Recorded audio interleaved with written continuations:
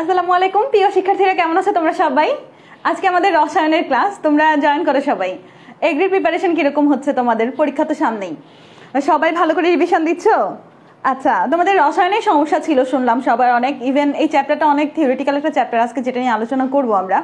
আর অনুশীলনের এমসিকিউ থেকে কিন্তু কমন পড়ার সম্ভাবনা অনেক বেশি আছে। তোমরা কি হাজারি স্যারের অনুশীলনের এমসিকিউ সলভ করেছো? হাজারি স্যারের অনুশীলনীগুলো সলভ করেছো কারা কারা? একটু কমেন্ট করে জানাও তো আমাকে। আমার কথা কি স্পষ্ট শুনতে পাচ্ছ? সবকিছু ক্লিয়ার আছে কিনা? আমার কথা স্পষ্ট শুনতে পাচ্ছ কিনা আমাকে একটু জানাও কমেন্ট করে সবাই। আর সবাই কেমন আছো? আচ্ছা, আমি তোমাদের কমেন্ট দেখতে পাচ্ছি না। আচ্ছা, সবাই জয়েন করে ফেললে আমি ক্লাস শুরু করে দিব। হ্যাঁ, অনেকেই আছো আমাদের সাথে। ওকে, আচ্ছা, হ্যাঁ, অল ক্লিয়ার, ঠিক আছে, সবকিছু ক্লিয়ার আছে। পড়াশোনা বাসায় কিরকম হচ্ছে? এই সময়টা রিভিশন দিতে হবে অনেক বেশি। আচ্ছা, অনেকে বলছে ইংলিশ ক্লাস যাও। ইংলিশ আমি তো পেইড কোর্সে 5-6টা ক্লাস নিয়েছি ইংলিশ। ওই ক্লাসগুলো ভালো করে করলে আসলে ইংলিশ আর লাগে না, ওখানে আমি 100% দিয়ে দিয়েছি অলরেডি। কিন্তু তোমাদের এই কেমিস্ট্রি চ্যাপ্টারটাতে সমস্যা ছিল, অনেকে বলছিলা, তাই কেমিস্ট্রি চ্যাপ্টারটা নিয়ে আলোচনা করতেছি। আচ্ছা, ঠিক আছে, আমি শুরু করতেছি। এই চ্যাপ্টারটা অনেক বড় এবং অনেক বোঝার টপিক আছে, তো এমসিকিউ সলভ করার সময় আমি সবগুলা বলবো একবার করে। আর কোশ্চেন কমন পড়ার সম্ভাবনা আছে এখান থেকে। আচ্ছা, পল্লব বলেছো মেডিকেল প্রস্তুতি নেওয়ার সময় সলভ করেছি রে। ওকে, অ্যান্সার শিট দিয়ে দিব, সমস্যা নেই, অ্যান্সার শিট তো ক্লাসের পরে আমরা দিয়ে দিই। ওকে, ঠিক আছে। আচ্ছা, চলো শুরু করি। সবার কাছে হাজারি স্যারের বই আছে? সবাই হাজারি স্যারের বইটা একটু সামনে রাখো তো। হাজারি স্যারের বইটা সামনে রেখে 3 নম্বর অধ্যায়টা খোলো এবং 3 নম্বর অধ্যায় যে এমসিকিউ গুলো আছে একটু বের করো। এই চ্যাপ্টারে আমি যেগুলো সলভ করাবো ইনশাল্লাহ এখান থেকে কমন পড়ে যাওয়ার সম্ভাবনা আছে। এই চ্যাপ্টারটা তোমরা একটু ভয় পাও, একটু বড় চ্যাপ্টার এবং থিওরি অনেক বেশি, অনেক বোঝার জিনিস বেশি। তো আমি ট্রাই করবো আজকের ক্লাসে তোমাদের সমস্যাগুলো একটু ক্লিয়ার করে দেওয়ার জন্য। আচ্ছা, ঠিক আছে। হ্যাঁ, আমি আসলে তোমাদের কমেন্ট পড়তে পারছি না। আচ্ছা, ওকে, সব ঠিক আছে না? তাহলে শুরু করে দিই। হ্যাঁ, ক্লাস শুরু করে দিচ্ছি। আচ্ছা, প্রথমেই হচ্ছে দেখো, মৌলের পর্যায়বৃত্ত ধর্ম ও রাসায়নিক বন্ধন। এই চ্যাপ্টারের প্রথম যে কোশ্চেনটা নিয়ে আলোচনা করবো, এস ব্লক মৌলের সংখ্যা কত? আমরা জানি ইলেকট্রন বিন্যাস করার পরে শেষ ইলেকট্রনটা যে অরবিটালে প্রবেশ করে সেটাকে সেই ব্লকের বলা হয়, তাই না?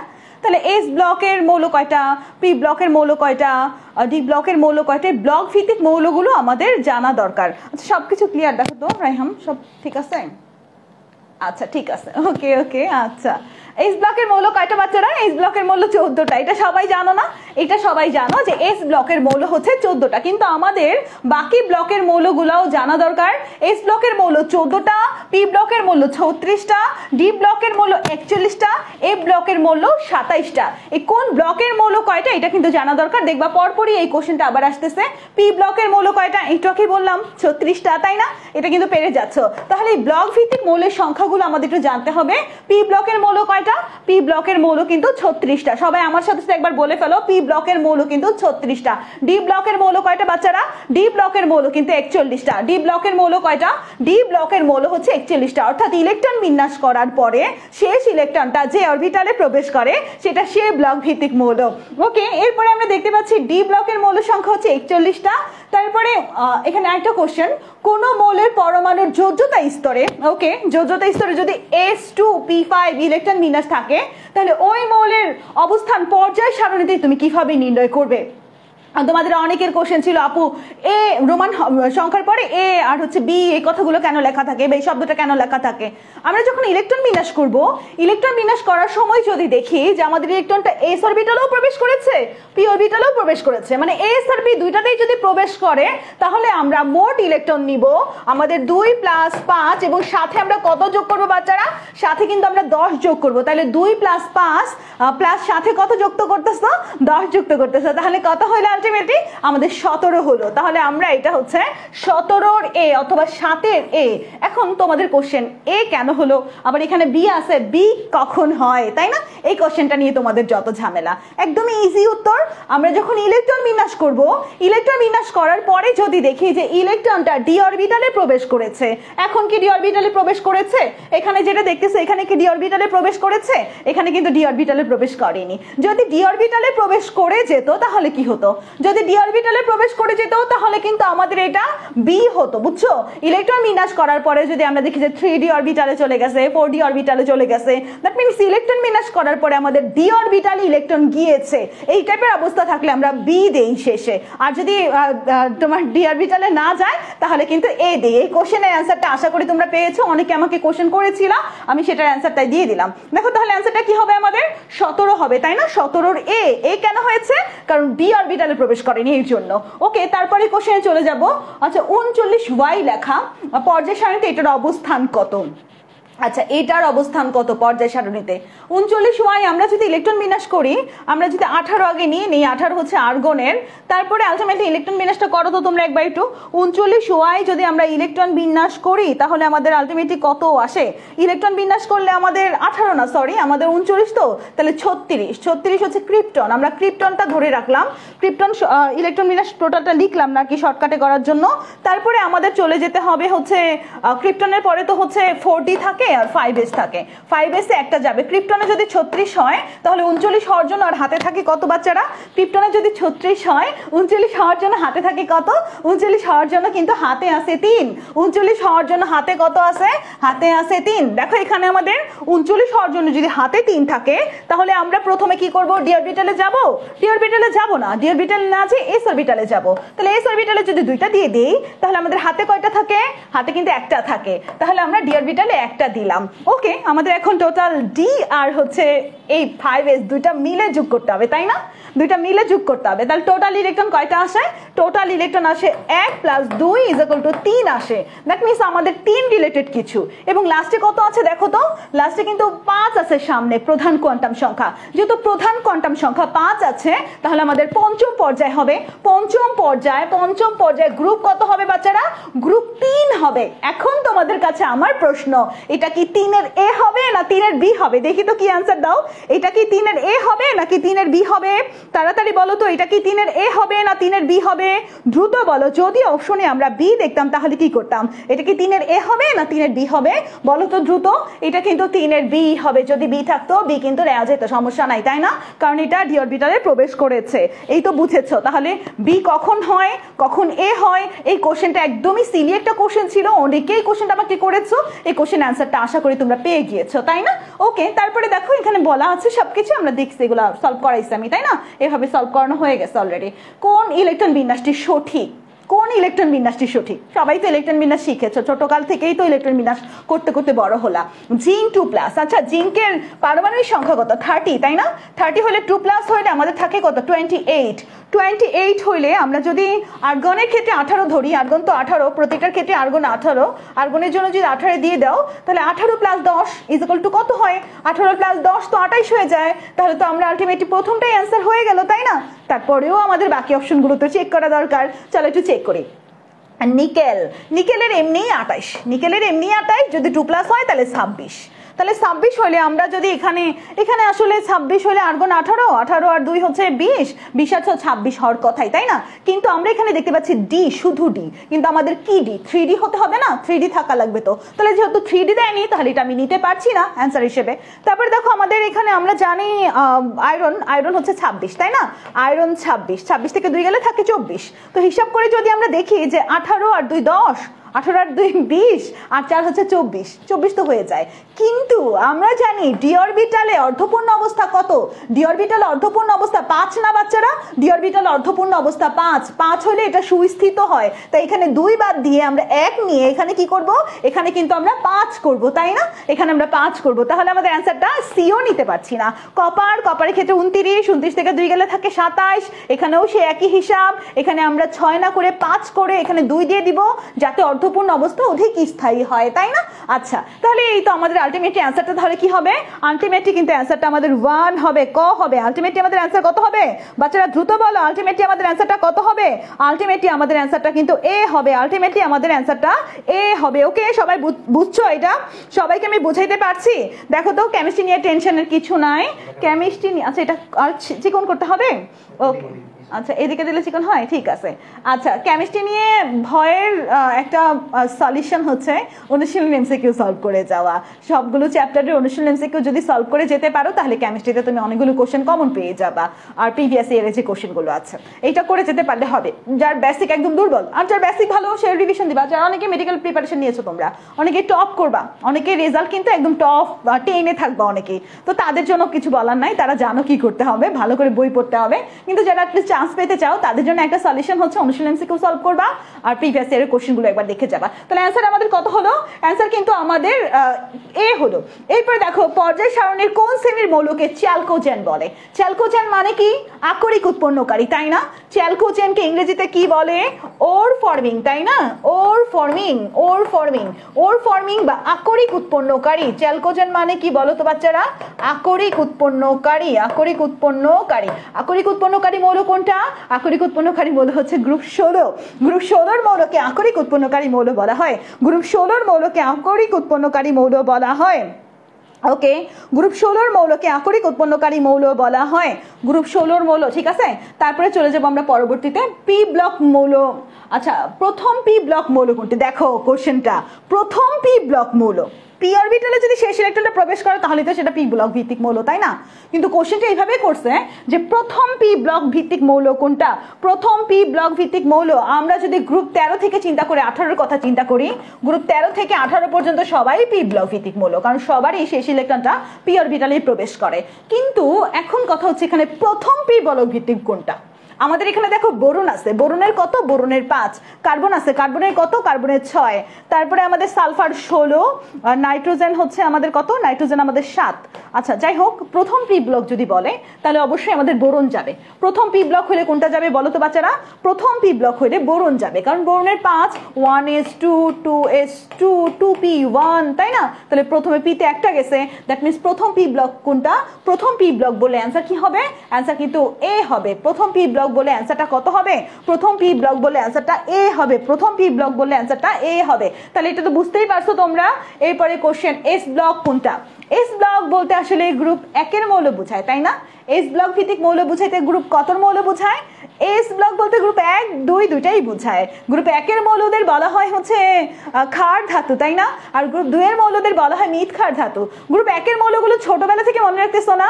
হালিনাকে রুবি সাজিয়ে ফেলেছে। হালিনাকে, কে মানে পটাশিয়াম। তাহলে এখানে দেখো গ্রুপ 1-এর মৌল কোনটা? গ্রুপ 1-এর মৌল কিন্তু পটাশিয়াম। কত সুপারফিশিয়াল কোশ্চেন হয়েছে, এরকম কোশ্চেন হলে না পারলে কিন্তু সমস্যা। গ্রুপ 1-এর মৌল কোনটা দ্রুত বলো তো? গ্রুপ 1-এর মৌল হচ্ছে এ হবে। গ্রুপ 1-এর মৌল কোনটা হবে দ্রুত বলো তো? গ্রুপ 1-এর মৌল হচ্ছে এ হবে। গ্রুপ 1-এর মৌল কোনটা? গ্রুপ 1-এর মৌল তোমার বি হবে, পটাশিয়াম। তারপর ডি ব্লকের প্রথম মৌল কোনটা? এটাও তো একটা কোশ্চেন, ডি ব্লকের প্রথম মৌল কোনটা? কোন মৌলটা প্রথম ডি ব্লকে যায়? তোমরা এখানে যে মৌলগুলো দেখতে পাচ্ছ, এখানে আমরা দেখতে পাচ্ছি আমাদের ভ্যানাডিয়াম আছে, ক্রোমিয়াম আছে, স্ক্যান্ডেনিয়াম আছে, ম্যাঙ্গানিজ আছে, তাই না? Vanadium, chromium, scandium, manganese. এর ভিতরে আমরা জানি ম্যাঙ্গানিজের পারমাণবিক সংখ্যা 25, ভ্যানাডিয়ামের 23, ক্রোমিয়ামের 24, তাই না? ভ্যানাডিয়ামের কত? ভ্যানাডিয়ামের 23, ভ্যানাডিয়ামের 23, ক্রোমিয়ামের হচ্ছে 24, ম্যাঙ্গানিজের হচ্ছে 25, স্ক্যান্ডেনিয়ামের হচ্ছে 21। আমরা স্ক্যান্ডেনিয়ামের একটা সুস্থিত আয়ন নিয়ে ইলেকট্রন বিন্যাস করলে সেটা, আচ্ছা সুস্থিত আয়ন নিয়ে তো অবস্থান্তর হয়, নর্মালি যদি ইলেকট্রন বিন্যাস করো 21-এর নর্মাল ইলেকট্রন বিন্যাস করলে শেষ ইলেকট্রনটা তো অবশ্যই ডি অরবিটালে যায় না? 21-এর ইলেকট্রন বিন্যাস করে দেখি আমরা। 21, আর্গন তো 18, তাই না? তাহলে আর্গনের পরে কত থাকে? আর্গনের পরে হচ্ছে আমাদের 3d আর 4s এ দুইটা দাও, 18 আর 2 কত? 20, 20-এর হাতে আছে 1 কত? তাহলে আমাদের ডি অরবিটালে একটা যায়। দ্যাট মিন্স আমাদের প্রথম যদি বলা হয় প্রথম কোন মৌলটা ডি অরবিটালের, প্রথম কোন মৌলটা যদি বলা হয়, দেখো কোশ্চেন করার সময় কিন্তু কোশ্চেনটা করেছে প্রথম মৌল কোনটা, এই কথাটাই অনেকে চোখে দেখবে না। ডি ব্লকের মৌল কোনটা, তখন হুট করে একটা দাগা দিয়ে চলে আসবে যে ডি ব্লকের তো ভ্যানাডিয়াম হয়, ডি ব্লকের তো ক্রোমিয়াম হয়, ডি ব্লকের ম্যাঙ্গানিজ হয়। প্রশ্নে যে প্রথম কথাটা আছে, প্রথম কথাটা তোমাদের চোখে অনেকেরই পড়বে না। তো এই কোশ্চেনটা পড়ার সময় একটু চোখটা খোলা রেখে কোশ্চেন পড়বা, ঠিক আছে? ওকে, অ্যান্সারটা কি হবে আমাদের? অ্যান্সারটা কিন্তু স্ক্যান্ডেনিয়াম হবে। অ্যান্সারটা কি হবে বলো তো দ্রুত? অ্যান্সারটা কিন্তু স্ক্যান্ডেনিয়াম হবে, স্ক্যান্ডেনিয়াম। ওকে, তাহলে আমাদের অ্যান্সার কি হচ্ছে? অ্যান্সার কিন্তু স্ক্যান্ডেনিয়াম হচ্ছে বাচ্চারা। এরপরে কোশ্চেন, কোনগুলো অধাতু? আচ্ছা, কোনগুলো অধাতু? কোশ্চেনটা আসলে কোনগুলো অধাতু, হ্যাঁ কোনগুলো অধাতু, এখানে silicon, germanium, arsenic, sodium, magnesium. আচ্ছা এখানে দেখো এখানে আমাদের এটা হচ্ছে গ্রুপ পটাশিয়াম সোডিয়াম আছে, ক্যালসিয়ামও যদি আছে মিলে, এটা ধাতু, খাট ধাতু, ধাতুর ভিতরে পড়ে ধাতু। ম্যাগনেসিয়াম অ্যালুমিনিয়াম অ্যান্টিমনি এটাও ধাতুর ভিতরে পড়ে। আর নিয়ন, আচ্ছা এখানে আমাদের এখানে মিলানো আর কি, নিষ্ক্রিয় মিলানো। কিন্তু আমরা সিলিকন, জার্মেনিয়াম, আর্সেনিক এগুলো হচ্ছে অধাতু বা অপধাতু বলতে পারো। তোমার হচ্ছে এটা মেটালয়েড নামেও পরিচিত, সেমিকন্ডাক্টর চ্যাপ্টারও তোমরা পড়েছো মেবি। তাহলে আমাদের এখানে কোনগুলো অধাতু বলো তো বাচ্চারা, কোনগুলো অধাতু দ্রুত বলো, কোনগুলো অধাতু দ্রুত বলতে হবে, কোনগুলো অধাতু। কোশ্চেনটা হচ্ছে এখানে অপধাতু বললে ভালো হইতো আর কি, অপধাতু বললে বুঝাইতে সুবিধা হইতো। অপধাতুগুলোর নাম তো আমরা জানি সবাই। অপধাতু কি কি আছে বলো তো? বোরন আছে, সিলিকন আছে, তারপরে জার্মেনিয়াম আছে, তারপরে হচ্ছে আর্সেনিক, বোরন, জার্মেনিয়াম, আর্সেনিক এগুলা কিন্তু আমাদের অপধাতু, তাই না? তারপরে হচ্ছে টেলুরিয়াম আছে, পলোনিয়াম আছে, তারপরে অ্যান্টিমনিও আছে। তাহলে এগুলো সব হচ্ছে অপধাতু বা মেটালয়েড। তো এখানে অধাতু দিছে কোশ্চেন, ঠিক আছে। আলটিমেটলি আমরা দেখলাম এখানে সবগুলাতেই ধাতু এবং নিষ্ক্রিয় গ্যাস মিলানো আছে, এখানে ধাতু আছে, এই যে নিকেল একটা ধাতু। তো এইখানে আমরা ধাতু দেখতে পাচ্ছি না, সিলিকন, জার্মেনিয়াম এবং আর্সেনিক এরা অধাতু। তাহলে অ্যান্সারটা আলটিমেটলি আমাদের কি হচ্ছে? অ্যান্সারটা কিন্তু আমাদের আলটিমেটলি একের দিকেই যাচ্ছে, তাই না? এ হচ্ছে অ্যান্সার। ওকে, তারপরে কোনটি মিথক্ষার ধাতু? দেখো মিথক্ষার বলতে যারা পানির সাথে বিক্রিয়া করে মাটি তোমার হচ্ছে ক্ষার তৈরি করে আর কি, বুঝছো? ক্যালসিয়াম বিক্রিয়া করে ক্ষার তৈরি করে, মানে মৃদু ক্ষার তৈরি করে আর কি, খুব তীব্র ক্ষার না, মৃদু টাইপের ক্ষার তৈরি করে, এই জন্য এদেরকে মৃৎক্ষার ধাতু বলে, বা মাটি থেকে এদেরকে পাওয়া যায়, এর জন্য মৃৎক্ষার বলে। গ্রুপ 2 এর মৌলদেরকে আমরা মৃৎক্ষার ধাতু বলতে পারি। গ্রুপ 2 এর মৌলগুলো সবাই পারি না আমরা বাচ্চারা? বিরিয়ানি, মোগলাই, কাবাব সরিয়ে বাটিতে রাখো, বুঝছো? চান্স পাওয়ার পরে সেলিব্রেশন প্রোগ্রামে আমরা বলবো এই সবাই বিরিয়ানি, মোগলাই, কাবাব সরিয়ে তাড়াতাড়ি বাটিতে রাখো, বুঝছো? তাই সেলিব্রেশন প্রোগ্রামে যেতে হলে কি করতে হবে? এই 2টা দিন অনেক চেষ্টা করতে হবে, অনেক, একদম নিজের সর্বোচ্চ দিয়ে চেষ্টা করো। শেষ ট্রাই, বুঝছো? শেষ ট্রাই মানুষ কিরকম ট্রাই করে বলো তো? একদম লাস্ট ট্রাই কিন্তু জান প্রাণ দিয়ে ট্রাই করে। ওই জান প্রাণ দিয়ে তোমাকে ট্রাই করতে হবে। এখানে স্ট্রনসিয়াম হবে, বিরিয়ানি, মোগলাই, কাবাব সরিয়ে মানে কি বলতো? সরিয়ে মানে হচ্ছে স্ট্রনসিয়াম। সরিয়ে মানে কি বলতো? সরিয়ে মানে হচ্ছে স্ট্রনসিয়াম। আচ্ছা, সরিয়ে মানেই হচ্ছে স্ট্রনসিয়াম। আচ্ছা, তারপরে দেখি বিরল মৃত্তিকা ধাতু কোন গ্রুপে অবস্থিত? বিরল মৃত্তিকা রেয়ার আর্থ মেটালস বলা হয়, এগুলোকে সহজে পাওয়া যায় না। রেয়ার আর্থ মেটালস এটা তোমার এ ব্লক ভিত্তিক মৌলতে পাওয়া যায়। বিরল মৃত্তিকা ধাতু কোথায় পাওয়া যায় বলো তো? বিরল মৃত্তিকা ধাতু কোথায় পাওয়া যায়? তাড়াতাড়ি বলো। বিরল মৃত্তিকা ধাতু কোন গ্রুপে পাওয়া যায়? বিরল মৃত্তিকা ধাতু কিন্তু গ্রুপ 3 তে পাওয়া যায়। বিরল মৃত্তিকা ধাতু গ্রুপ 3 তে, এবং এটা হচ্ছে এ ব্লক ভিত্তিক মৌল।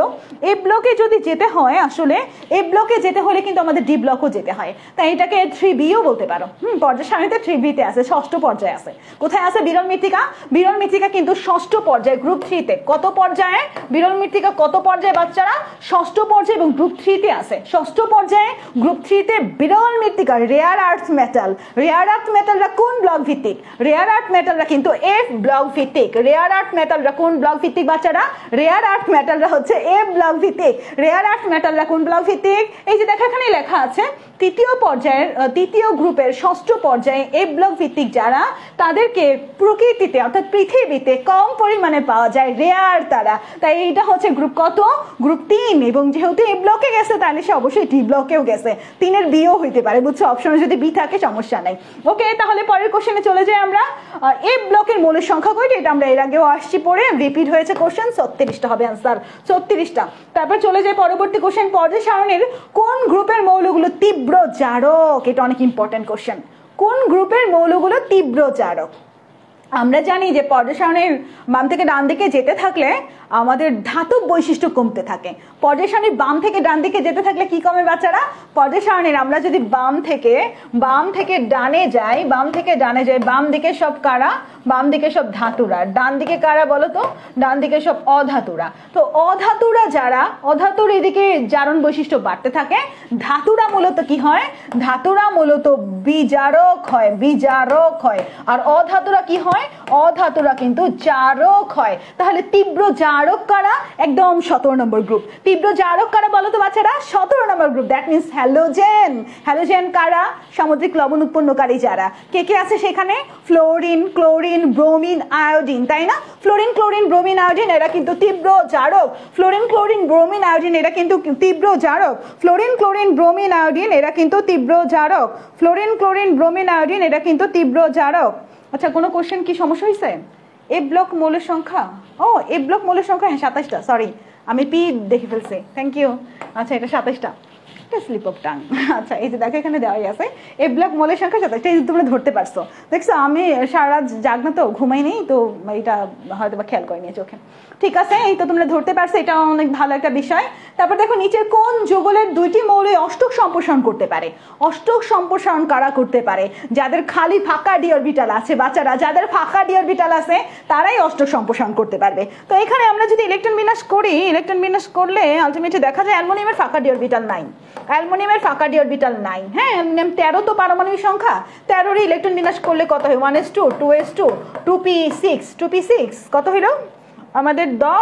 10 হইলো তাই না? আর তারপরে কত 3s2 3p কত আলটিমেটলি আমাদের 1 তাই না? p তে 1, তাহলে আমাদের কত হইলো? 13 হইলো। এখানে তো ফাঁকা হচ্ছে না আসলে, ডি অরবিটালে ইলেকট্রন যাচ্ছে না, তাহলে আলটিমেটলি আমাদের একদম সিলিকন আর ফসফরাস হবে। কি হবে বলো তো? একদম সিলিকন আর ফসফরাস হবে, এরা অষ্টক সম্প্রসারণ করতে পারে। যারা অষ্টক সম্প্রসারণ করতে পারে তাদের ফাঁকা ডি অরবিটাল থাকে, যারা অষ্টক সম্প্রসারণ করতে পারে তাদের কি থাকে? তাদের কিন্তু ফাঁকা ডি অরবিটাল থাকে। যারা অষ্টক সম্প্রসারণ করতে পারে, সব পারতেছো না?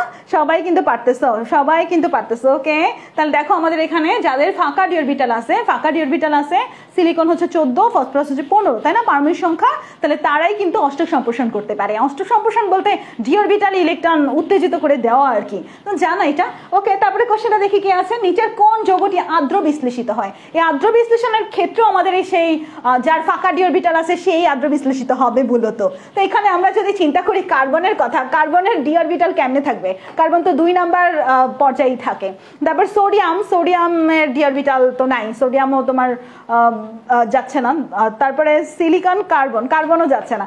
যার ডি অরবিটাল আছে, ফাঁকা ডি অরবিটাল আছে সিলিকনেরই, যার ফাঁকা ডি অরবিটাল আছে সেই মূলত আর্দ্র বিশ্লেষিত হবে। তাহলে আর্দ্র বিশ্লেষিত কে হবে? সিলিকন টেট্রাক্লোরাইড, এটা সিলিসিক অ্যাসিড তৈরি করে, পানির সাথে মিশ্রিত হয় আর্দ্র বিশ্লেষিত হয়ে। তাহলে নিচের কোনটা আর্দ্র বিশ্লেষিত হবে বলো তো বাচ্চারা? হ্যাঁ পিডিএফ দিব, ওয়েট করো পিডিএফটা দিব। আচ্ছা ওকে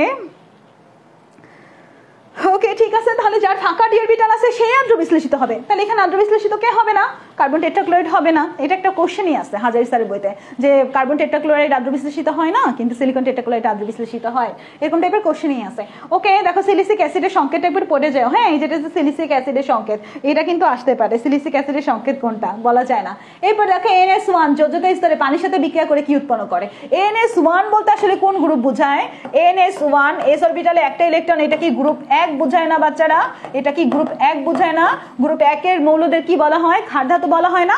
গ্রুপ 1 এর মৌলদের কিন্তু ক্ষার ধাতু বলা হয়। তাহলে তারা কি উৎপন্ন করবে? তাহলে তারা কিন্তু ক্ষার উৎপন্ন করবে। তাহলে তারা কি উৎপন্ন করবে? তাহলে তারা কিন্তু ক্ষার উৎপন্ন করবে। তাহলে তারা কিন্তু ক্ষার উৎপন্ন করবে। ওকে আচ্ছা ঠিক আছে, তাহলে তারা ক্ষার উৎপন্ন করবে। এরপরে যেটা তো জানোই তোমরা, তারা হচ্ছে ক্ষার উৎপন্ন করে গ্রুপ 1 এর মৌল। দৈত্যাকার অণু কোনটা?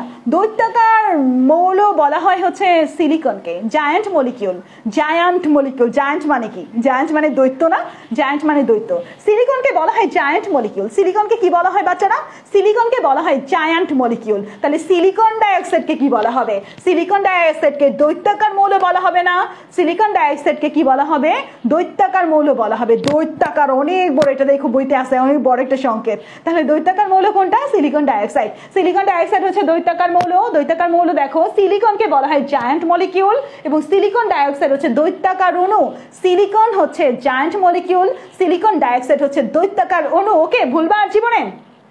কোন যৌগটি সম্ভব নয়? সম্ভব না। দেখো এখানে একটা যৌগ সম্ভব না, কোন যৌগটা সম্ভব না? এটা আছে অ্যালুমিনিয়াম আর নাইট্রোজেন। অ্যালুমিনিয়ামের শেষ কক্ষপথে 3টা ইলেকট্রন, নাইট্রোজেনের 5টা 3টা মিলে ওরা যৌগ তৈরি করবে, যে কোনোভাবে ওরা মিলে যাবে। AIN মিলে যাবে, এরাও মিলে যাবে, এরা PCl5ও মিলে যাবে, কারণ তার অষ্ট সম্প্রসারণ সম্ভব। ফসফরাস যোজ্যতা 3ও দেখায়, ফসফরাস যোজ্যতা 5ও দেখায়, তাই PCl5 হবে। কিন্তু NCl5টা হবে না, NCl3 হবে। NCl5 হবে না, NCl3 হবে। নাইট্রোজেনের শেষ কক্ষপথ, নাইট্রোজেনের ইলেকট্রন কত? নাইট্রোজেনের হচ্ছে 7টা তাই না? আচ্ছা তাহলে 1s2 2s2 2p3 এই 2p3 কে আমি চাইলেও আর বাড়াইতে পারবো না। কেন বাড়াইতে পারবো না বলো তো বাচ্চারা? কারণ p এর পরে d অরবিটাল নাই, দ্বিতীয় কক্ষপথে আমাদের কোনো d অরবিটাল নাই। যদি ফাঁকা d অরবিটাল থাকতো আমি টেনে বাড়াই দিতাম যে কোনো ভাবে, কিন্তু পারতেছি না এখন। তাহলে আলটিমেটলি এর সাথে কয়টা ক্লোরিন এসে যুক্ত হতে পারবে? 3টা ক্লোরিন এসে যুক্ত হতে পারবে। তাহলে আমাদের NCl3 হতে পারে, NCl5 হতে পারে না। NCl3 হতে পারে, NCl5 হতে পারে না। NCl3 হতে পারে, NCl5 হতে পারে না। ওকে, NCl3 হতে পারে কিন্তু NCl5 হতে পারে না। BBB, ঠিক আছে? হ্যাঁ BBB, অ্যান্সার কত হবে? BBB হবে। এই যে দেখছো আমাদের এখানে কিন্তু শেষে NCl5 হতে পারে না, NCl3 হতে পারে। নিষ্ক্রিয় গ্যাসটি পি ব্লকের মৌল নয়। আচ্ছা, কোন নিষ্ক্রিয় গ্যাসে পি ব্লকের মৌল নয়? নরমালি আমরা দেখি যে নিষ্ক্রিয় গ্যাস যারা, তাদের সবারই পি ব্লকটা ফিল আপ থাকে, তাই না? যারা নিষ্ক্রিয় গ্যাস তাদের সবারই পি ব্লকটা কি থাকে? যারা নিষ্ক্রিয় গ্যাস তাদের সবারই পি ব্লকটা কিন্তু ফিল আপ থাকে। কিন্তু এখানে আমরা দেখতেছি পি ব্লক কার ফিল আপ হবে না? হিলিয়ামের কিন্তু পি ব্লক ফিল আপ হবে না। হিলিয়ামের কিন্তু পি ব্লক ফিল আপ হবে না। আচ্ছা, হিলিয়ামের ক্ষেত্রে কিন্তু পি ব্লকটা ফিল আপ হবে না। হিলিয়ামের ক্ষেত্রে কিন্তু পি ব্লকটা ফিল আপ হবে না। ওকে, হিলিয়ামের ক্ষেত্রে পি ব্লকটা ফিল আপ হবে না। একজন বলছে একটু আরেকবার বুঝাইতে না। দেখো নাইট্রোজেন ইলেকট্রন বিন্যাস করার পরে পিতে কয়টা ইলেকট্রন গেছে? পিতে কিন্তু আমাদের 3টা ইলেকট্রন গেছে।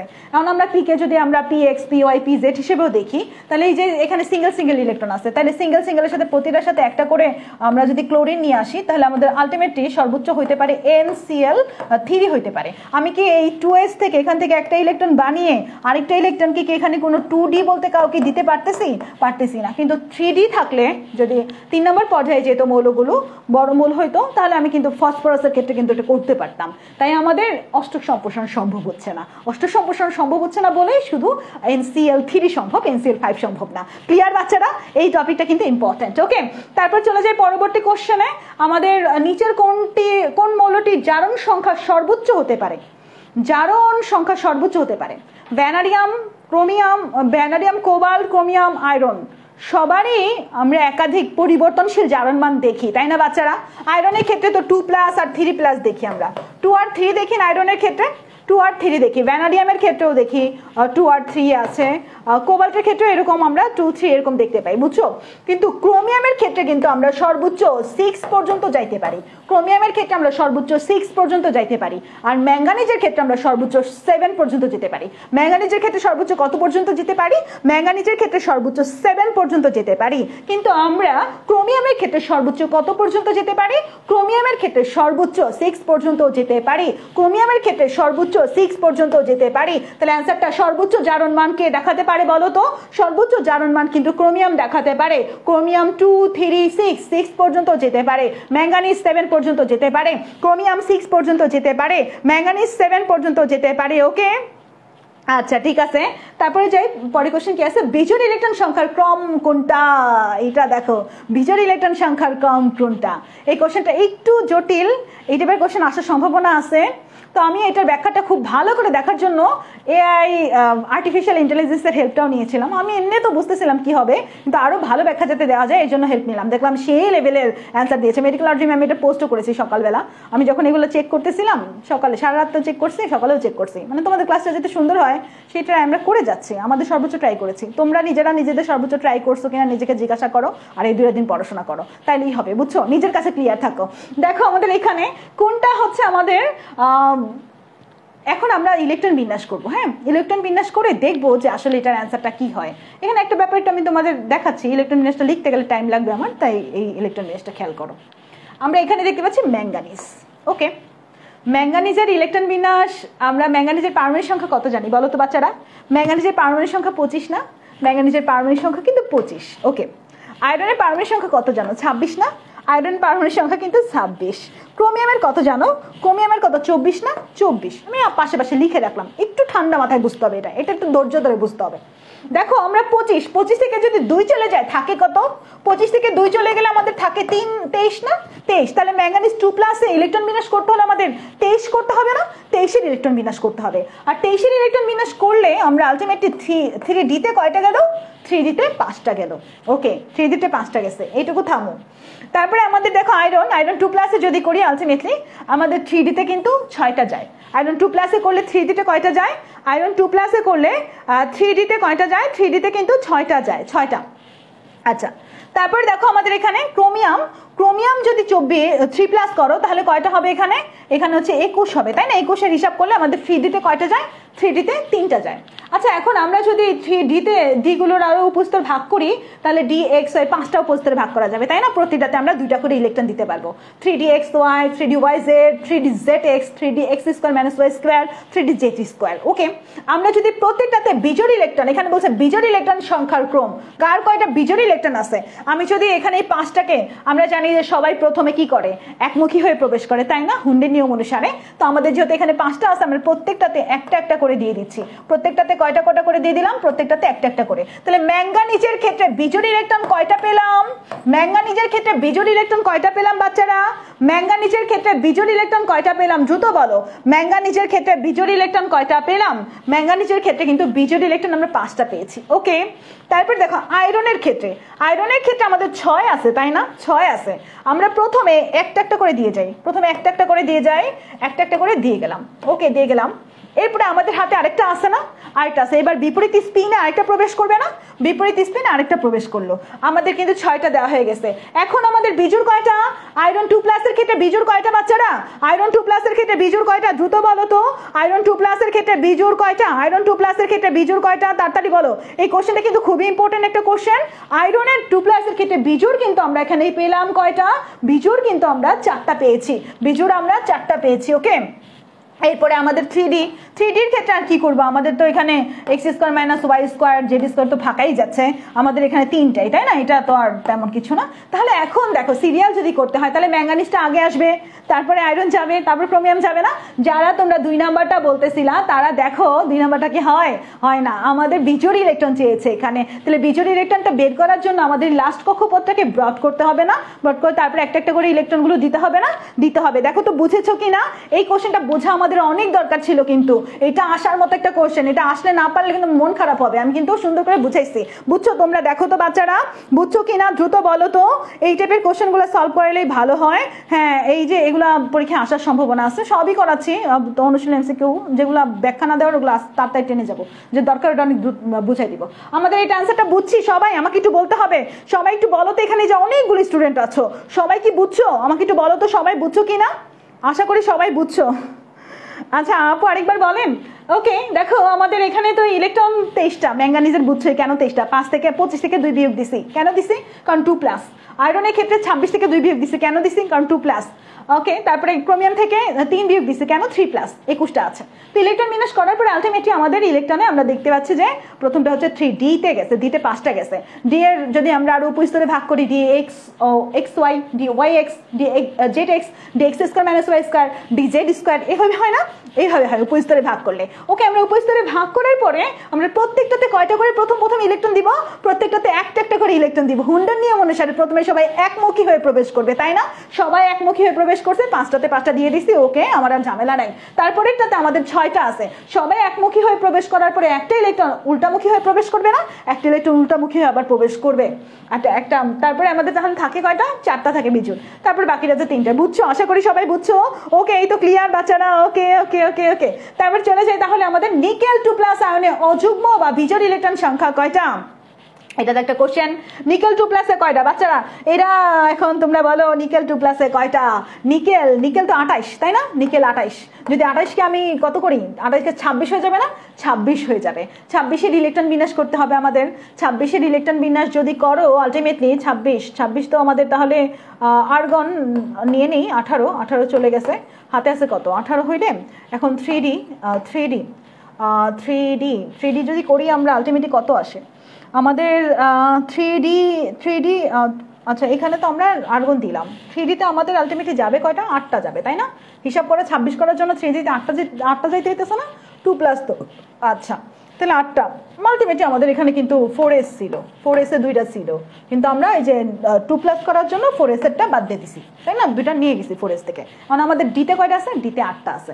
ওকে, 8টা। তাহলে আমরা এখন D-কে ভাগ করবো। 3DXY 3D আচ্ছা YX, তারপর হচ্ছে 3DZX, তারপর 3DX² - Y², 3DZ²।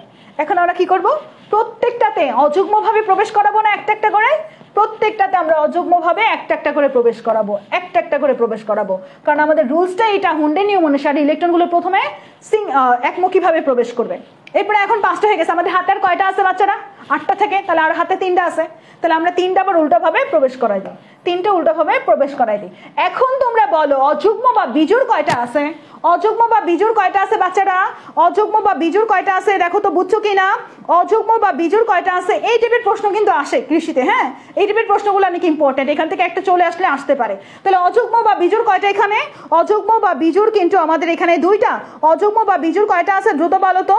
অযুগ্ম বা বিজোড় কয়টা আছে? অযুগ্ম বা বিজোড় কিন্তু 2টা আছে। এটা কি বুঝাইতে পারছি আমি? এই কোশ্চেনটা কি বুঝাইতে পারছি কিনা কমেন্ট করে জানাইতে হবে।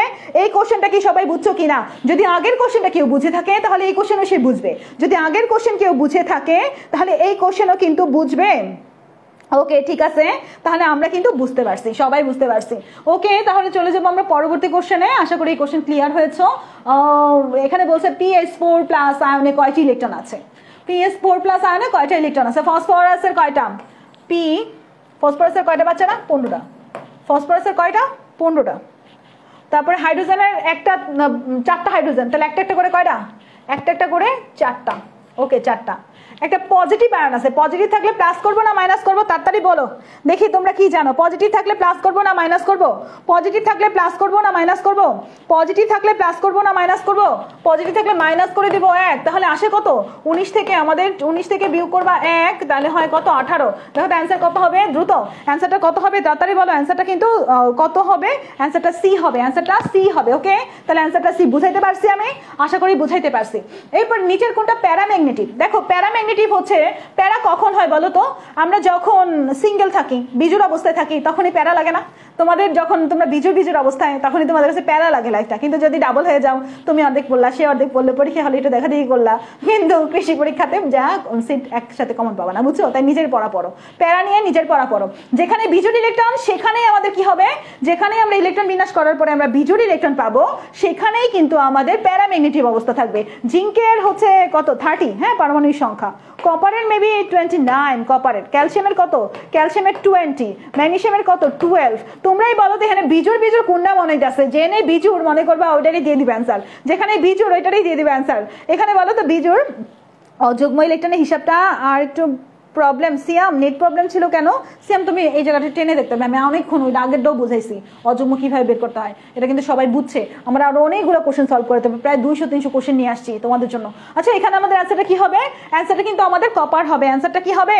কপার হবে। ওকে, অ্যান্সারটা কপার হবে। দেখো যে অবস্থান্তর মৌল এখানে বলছে যদিও, কিন্তু আমাদের মেইনলি ব্যাপারটা হচ্ছে এরকম, প্যারা কখন? যখন আমরা সিঙ্গেল, তখন। প্যারা কখন বলো তো বাচ্চারা? যখন আমরা বিজোড়, তখন। তাহলে আমাদের বিজোড় ইলেকট্রন কোথায় পাবো আমরা? কপারের ক্ষেত্রে 29। তুমি হিসাব করে দেখো, আলটিমেটলি শেষে বিজোড় অবস্থা থাকে। জিঙ্কের ক্ষেত্রে আমাদের 10 থাকে, D10 থাকে, 4:2 হয়।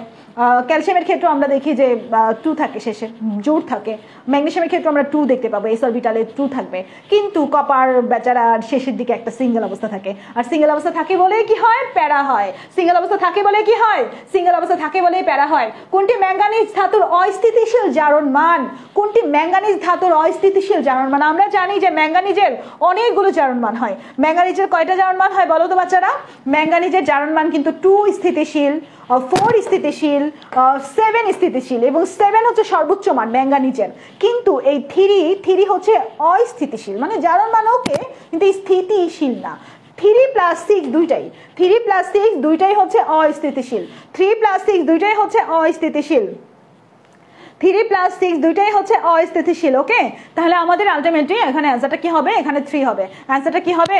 এখানে 3 হবে। ওকে, তাহলে এটা পারছি আমরা। তারপরে কোশ্চেন এখানে কি বলছে? সন্নিবেশ সংখ্যা কত?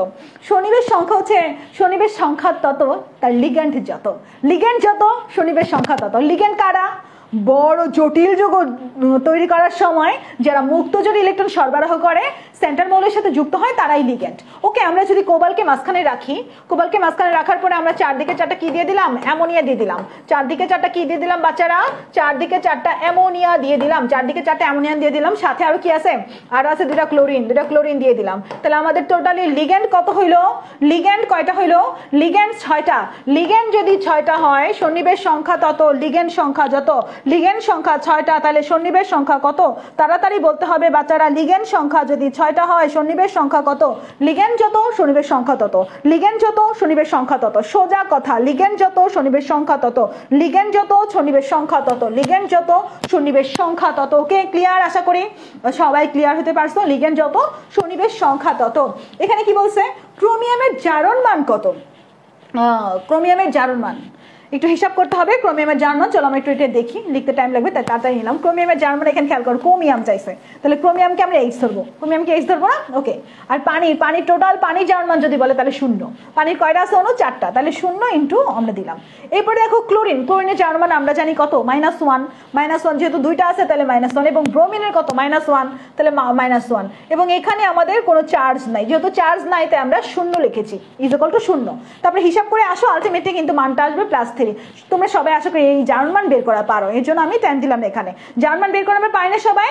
জারণ মান কিন্তু আমরা বের করা পারি, একদম বাচ্চাকালের হিসাব, যোগ বিয়োগের হিসাব। এই যোগ বিয়োগের হিসাব আমরা জানি। এখানে যদি উপরে কোনো আমাদের আয়ন থাকতো বা 2+3+ কিছু একটা থাকতো তাহলে সেটা এখানে বসে যেত, কিন্তু ওটা তো নাই, তাই আমাদের 0 বসেছি। ওকে, ঠিক আছে, এখানে আর কিছু দেখবো না আমরা। এরপরে আসো, আমাদের এখানে বলছে কপার এবং অ্যামোনিয়ার ভিতরে কোন বন্ধন বিদ্যমান। দেখো কপার, এটা একটা জটিল যৌগ, এটা একটা কি যৌগ?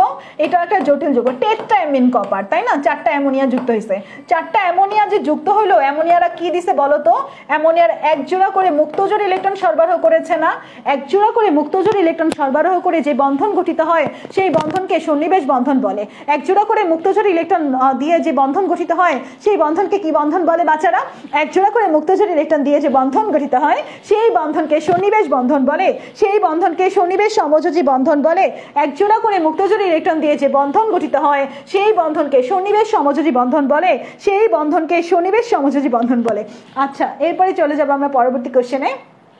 আচ্ছা, এখানে কেন্দ্রীয় পরমাণুর কি সংকরণ ঘটেছে সেটা হচ্ছে কোশ্চেন। কেন্দ্রীয় পরমাণু কোনটা বলো তো?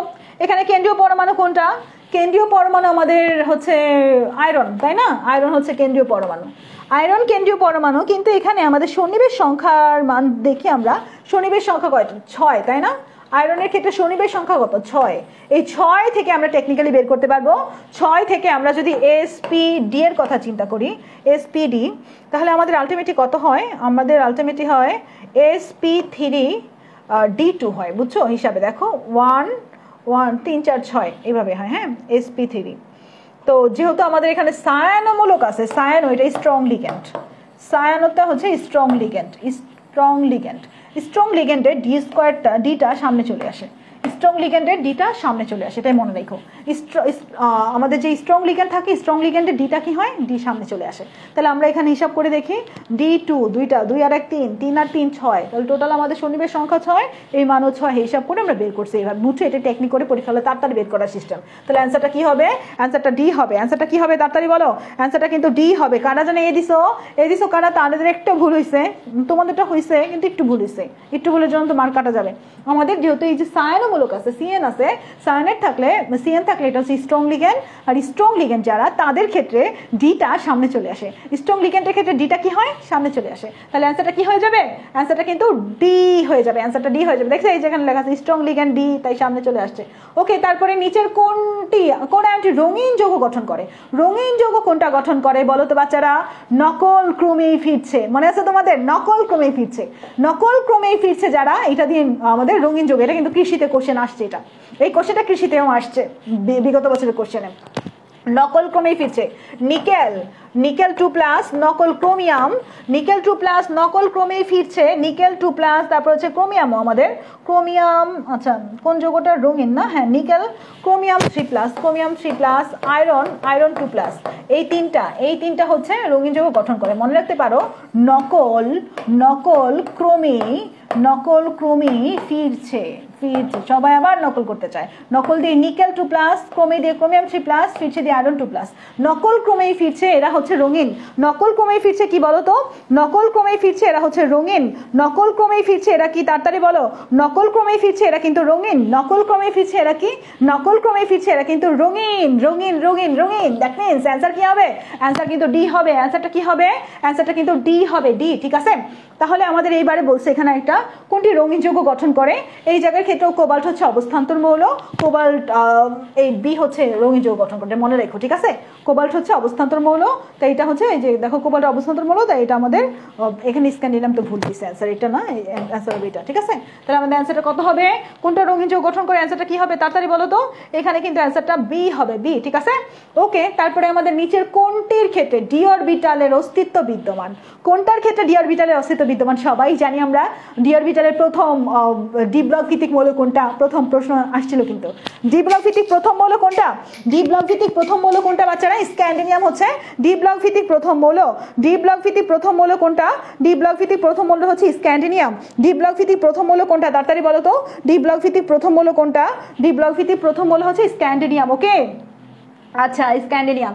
তারপর দেখো নিচের কোন আয়নের আকার সবচেয়ে ছোট, আমরা জানি ক্যাটায়নের আকার ছোট হয়, যদি আমাদের হচ্ছে একই পর্যায়ে পড়ে তো সেক্ষেত্রে ক্যাটায়নের আকার ছোট হয়, অ্যানায়নের আকার বড় হয়, তাই না। তাহলে তোমাদের এখানে আমি তোমাদের কাছে ছেড়ে দিলাম এই প্রশ্ন, বলো তোমরা এখানে অ্যান্সার কি হবে, কোনটার আকার ছোট, ক্যাটায়নের আকার ছোট হয়, ক্যাটায়নের আকার ছোট হয়, অ্যানায়নের আকার বড় হয়, ক্যাটায়নের আকার ছোট হয়, অ্যানায়নের আকার বড় হয়, ক্যাটায়নের আকার ছোট হয়, অ্যানায়নের আকার বড় হয়, তাড়াতাড়ি বলো তো কি হবে, ক্যাটায়নের আকার ছোট হয়, অ্যানায়নের আকার বড় হয়, তাহলে এখানে অ্যান্সারটা কি হবে দ্রুত বলো, ক্যাটায়নের আকার ছোট হয়, অ্যানায়নের আকার বড় হয়, তাহলে ক্যাটায়ন হচ্ছে সোডিয়াম, সোডিয়ামের আকারই ছোট, সোডিয়ামের আকার ছোট। এখন কেন ছোট কেন বড় এটা বলতে গেলে অনেক টাইম লাগবে, আপাতত জানো ক্যাটায়নের আকার ছোট হয়, অ্যানায়নের আকার বড় হয়, অ্যানায়নের আকারটা বড় হয়, ক্যাটায়ন অ্যানায়নের বিকর্ষণ হয়, বুঝছো, ইলেকট্রন সংখ্যা বেশি থাকে তো তুলনামূলক নিজের থেকে, এজন্য বিকর্ষণ হয়। সিস্টেম করে দেখো সোডিয়ামের ছিল কয়টা, সোডিয়ামের 11টা, একটা চলে গেছে, আছে 10টা, নাইট্রোজেনের ছিল কয়টা, নাইট্রোজেনের 7টা, আসছে 3টা, অতিরিক্ত 3টা আসছে, তারপরে অক্সিজেন অতিরিক্ত 2টা আসছে, ফ্লোরিনের অতিরিক্ত ইলেকট্রন আসছে, অতিরিক্ত ইলেকট্রন আসার কারণে তোমরা বলতে পারো আপু সেন্টার কর্তৃক আকর্ষণ বাড়ে, তার চেয়ে তো বিকর্ষণ হয়, নতুন ইলেকট্রন আসছে, ইলেকট্রন নিজেরাই ধাক্কা দেখে লেগে যায়, যা যা সর তোরা আসছিস কেন, এরকম অবস্থা কি বুঝছো, তখন আকারটা একটু ছড়ায় যায়, একটু বড় হয়ে যায়। যাই হোক আমরা বললাম যে ডি হবে অ্যান্সার, কি হবে অ্যান্সার তাড়াতাড়ি বলো তো, অ্যান্সারটা হচ্ছে ডি হবে, অ্যান্সারটা ডি হবে। আইস ইলেকট্রন, হ্যাঁ সবার সমান ইলেকট্রন এই জন্য আইস ইলেকট্রন বলা হয়। ওকে, তারপরে আমাদের নিচের কোনটির আকার সবচেয়ে ছোট, এখন আসো এখানে কোনটার আকার সবচেয়ে ছোট, আমরা এখানে কোনটার আকার সবচেয়ে ছোট দিব বলো তো, এখানে কোনটার আকার সবচেয়ে ছোট হবে, গ্রুপ ডি এর মৌলের কথা জানো তোমরা তাই না, বিরিয়ানি মোগলাই কাবাব সরে বাটিতে রাখো, তোমরা অনেকে সোডিয়ামের কথা ভাবছো, সোডিয়াম আসলে তৃতীয় পর্যায়ের মৌল, কিন্তু বেরিলিয়াম দ্বিতীয় পর্যায়ের, বেরিলিয়াম কোন পর্যায়ের বাচ্চারা, বেরিলিয়াম হচ্ছে দ্বিতীয় পর্যায়ের, এদিক থেকে আমরা সোডিয়ামকে আগেই বাদ দিয়ে দিচ্ছি, হ্যাঁ।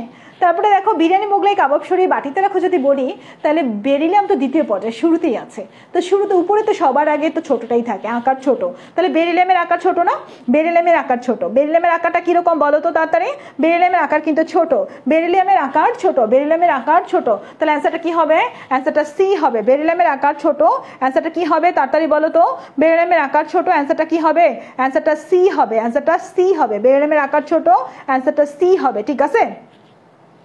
ওকে, আচ্ছা তারপরে যেখানে বলা আছে একবার দেখতে পারো, তারপরে আয়ন বা পরমাণুর আকার সম্পর্কিত ক্রম কোনটা, আকার সম্পর্কিত ক্রম কোনটা, আকার সম্পর্কিত ক্রম, ওকে, আকার ছোট কার, এটা হচ্ছে কথা। আমরা জানি যে তোমার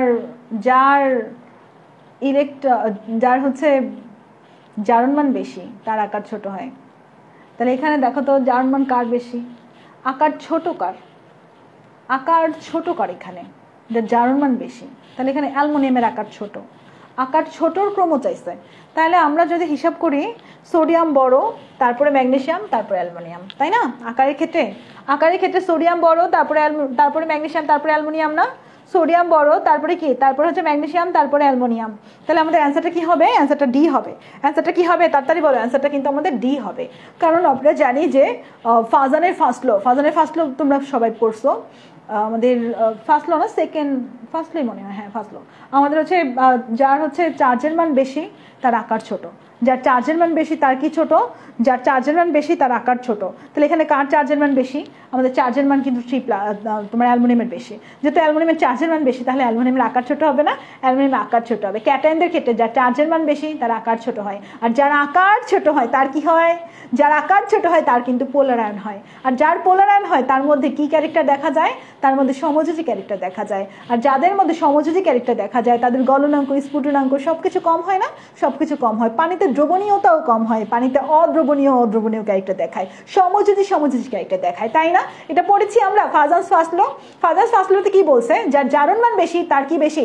তার পোলার আয়ন বেশি, তার আকার ছোট, তার সমযোজী ক্যারেক্টার বেশি, তার গলনাঙ্ক স্ফুটনাঙ্ক কম, তার দ্রাব্যতা কম, তাই না? আচ্ছা, তাহলে অ্যান্সারটা কি হবে? আমাদের ডি হবে। অ্যান্সারটা কি হবে? দ্রুত বলো, অ্যান্সারটা কি হবে? তাড়াতাড়ি বলো তো। ডি হবে, তাই না? ওকে, তারপর আমাদের দ্বিতীয় পর্যায়ের মৌলের পরমাণুর ক্ষেত্রে নিচের কোনটির পারমাণবিক ব্যাসার্ধ সবচেয়ে বেশি? দ্বিতীয় পর্যায়ের মৌলের ক্ষেত্রে কোনটার পারমাণবিক ব্যাসার্ধ সবচেয়ে বেশি? পারমাণবিক ব্যাসার্ধ সবচেয়ে বেশি বলো তো। দ্বিতীয় পর্যায়ের মৌলের ক্ষেত্রে নিচের কোনটার পারমাণবিক ব্যাসার্ধ সবচেয়ে বেশি?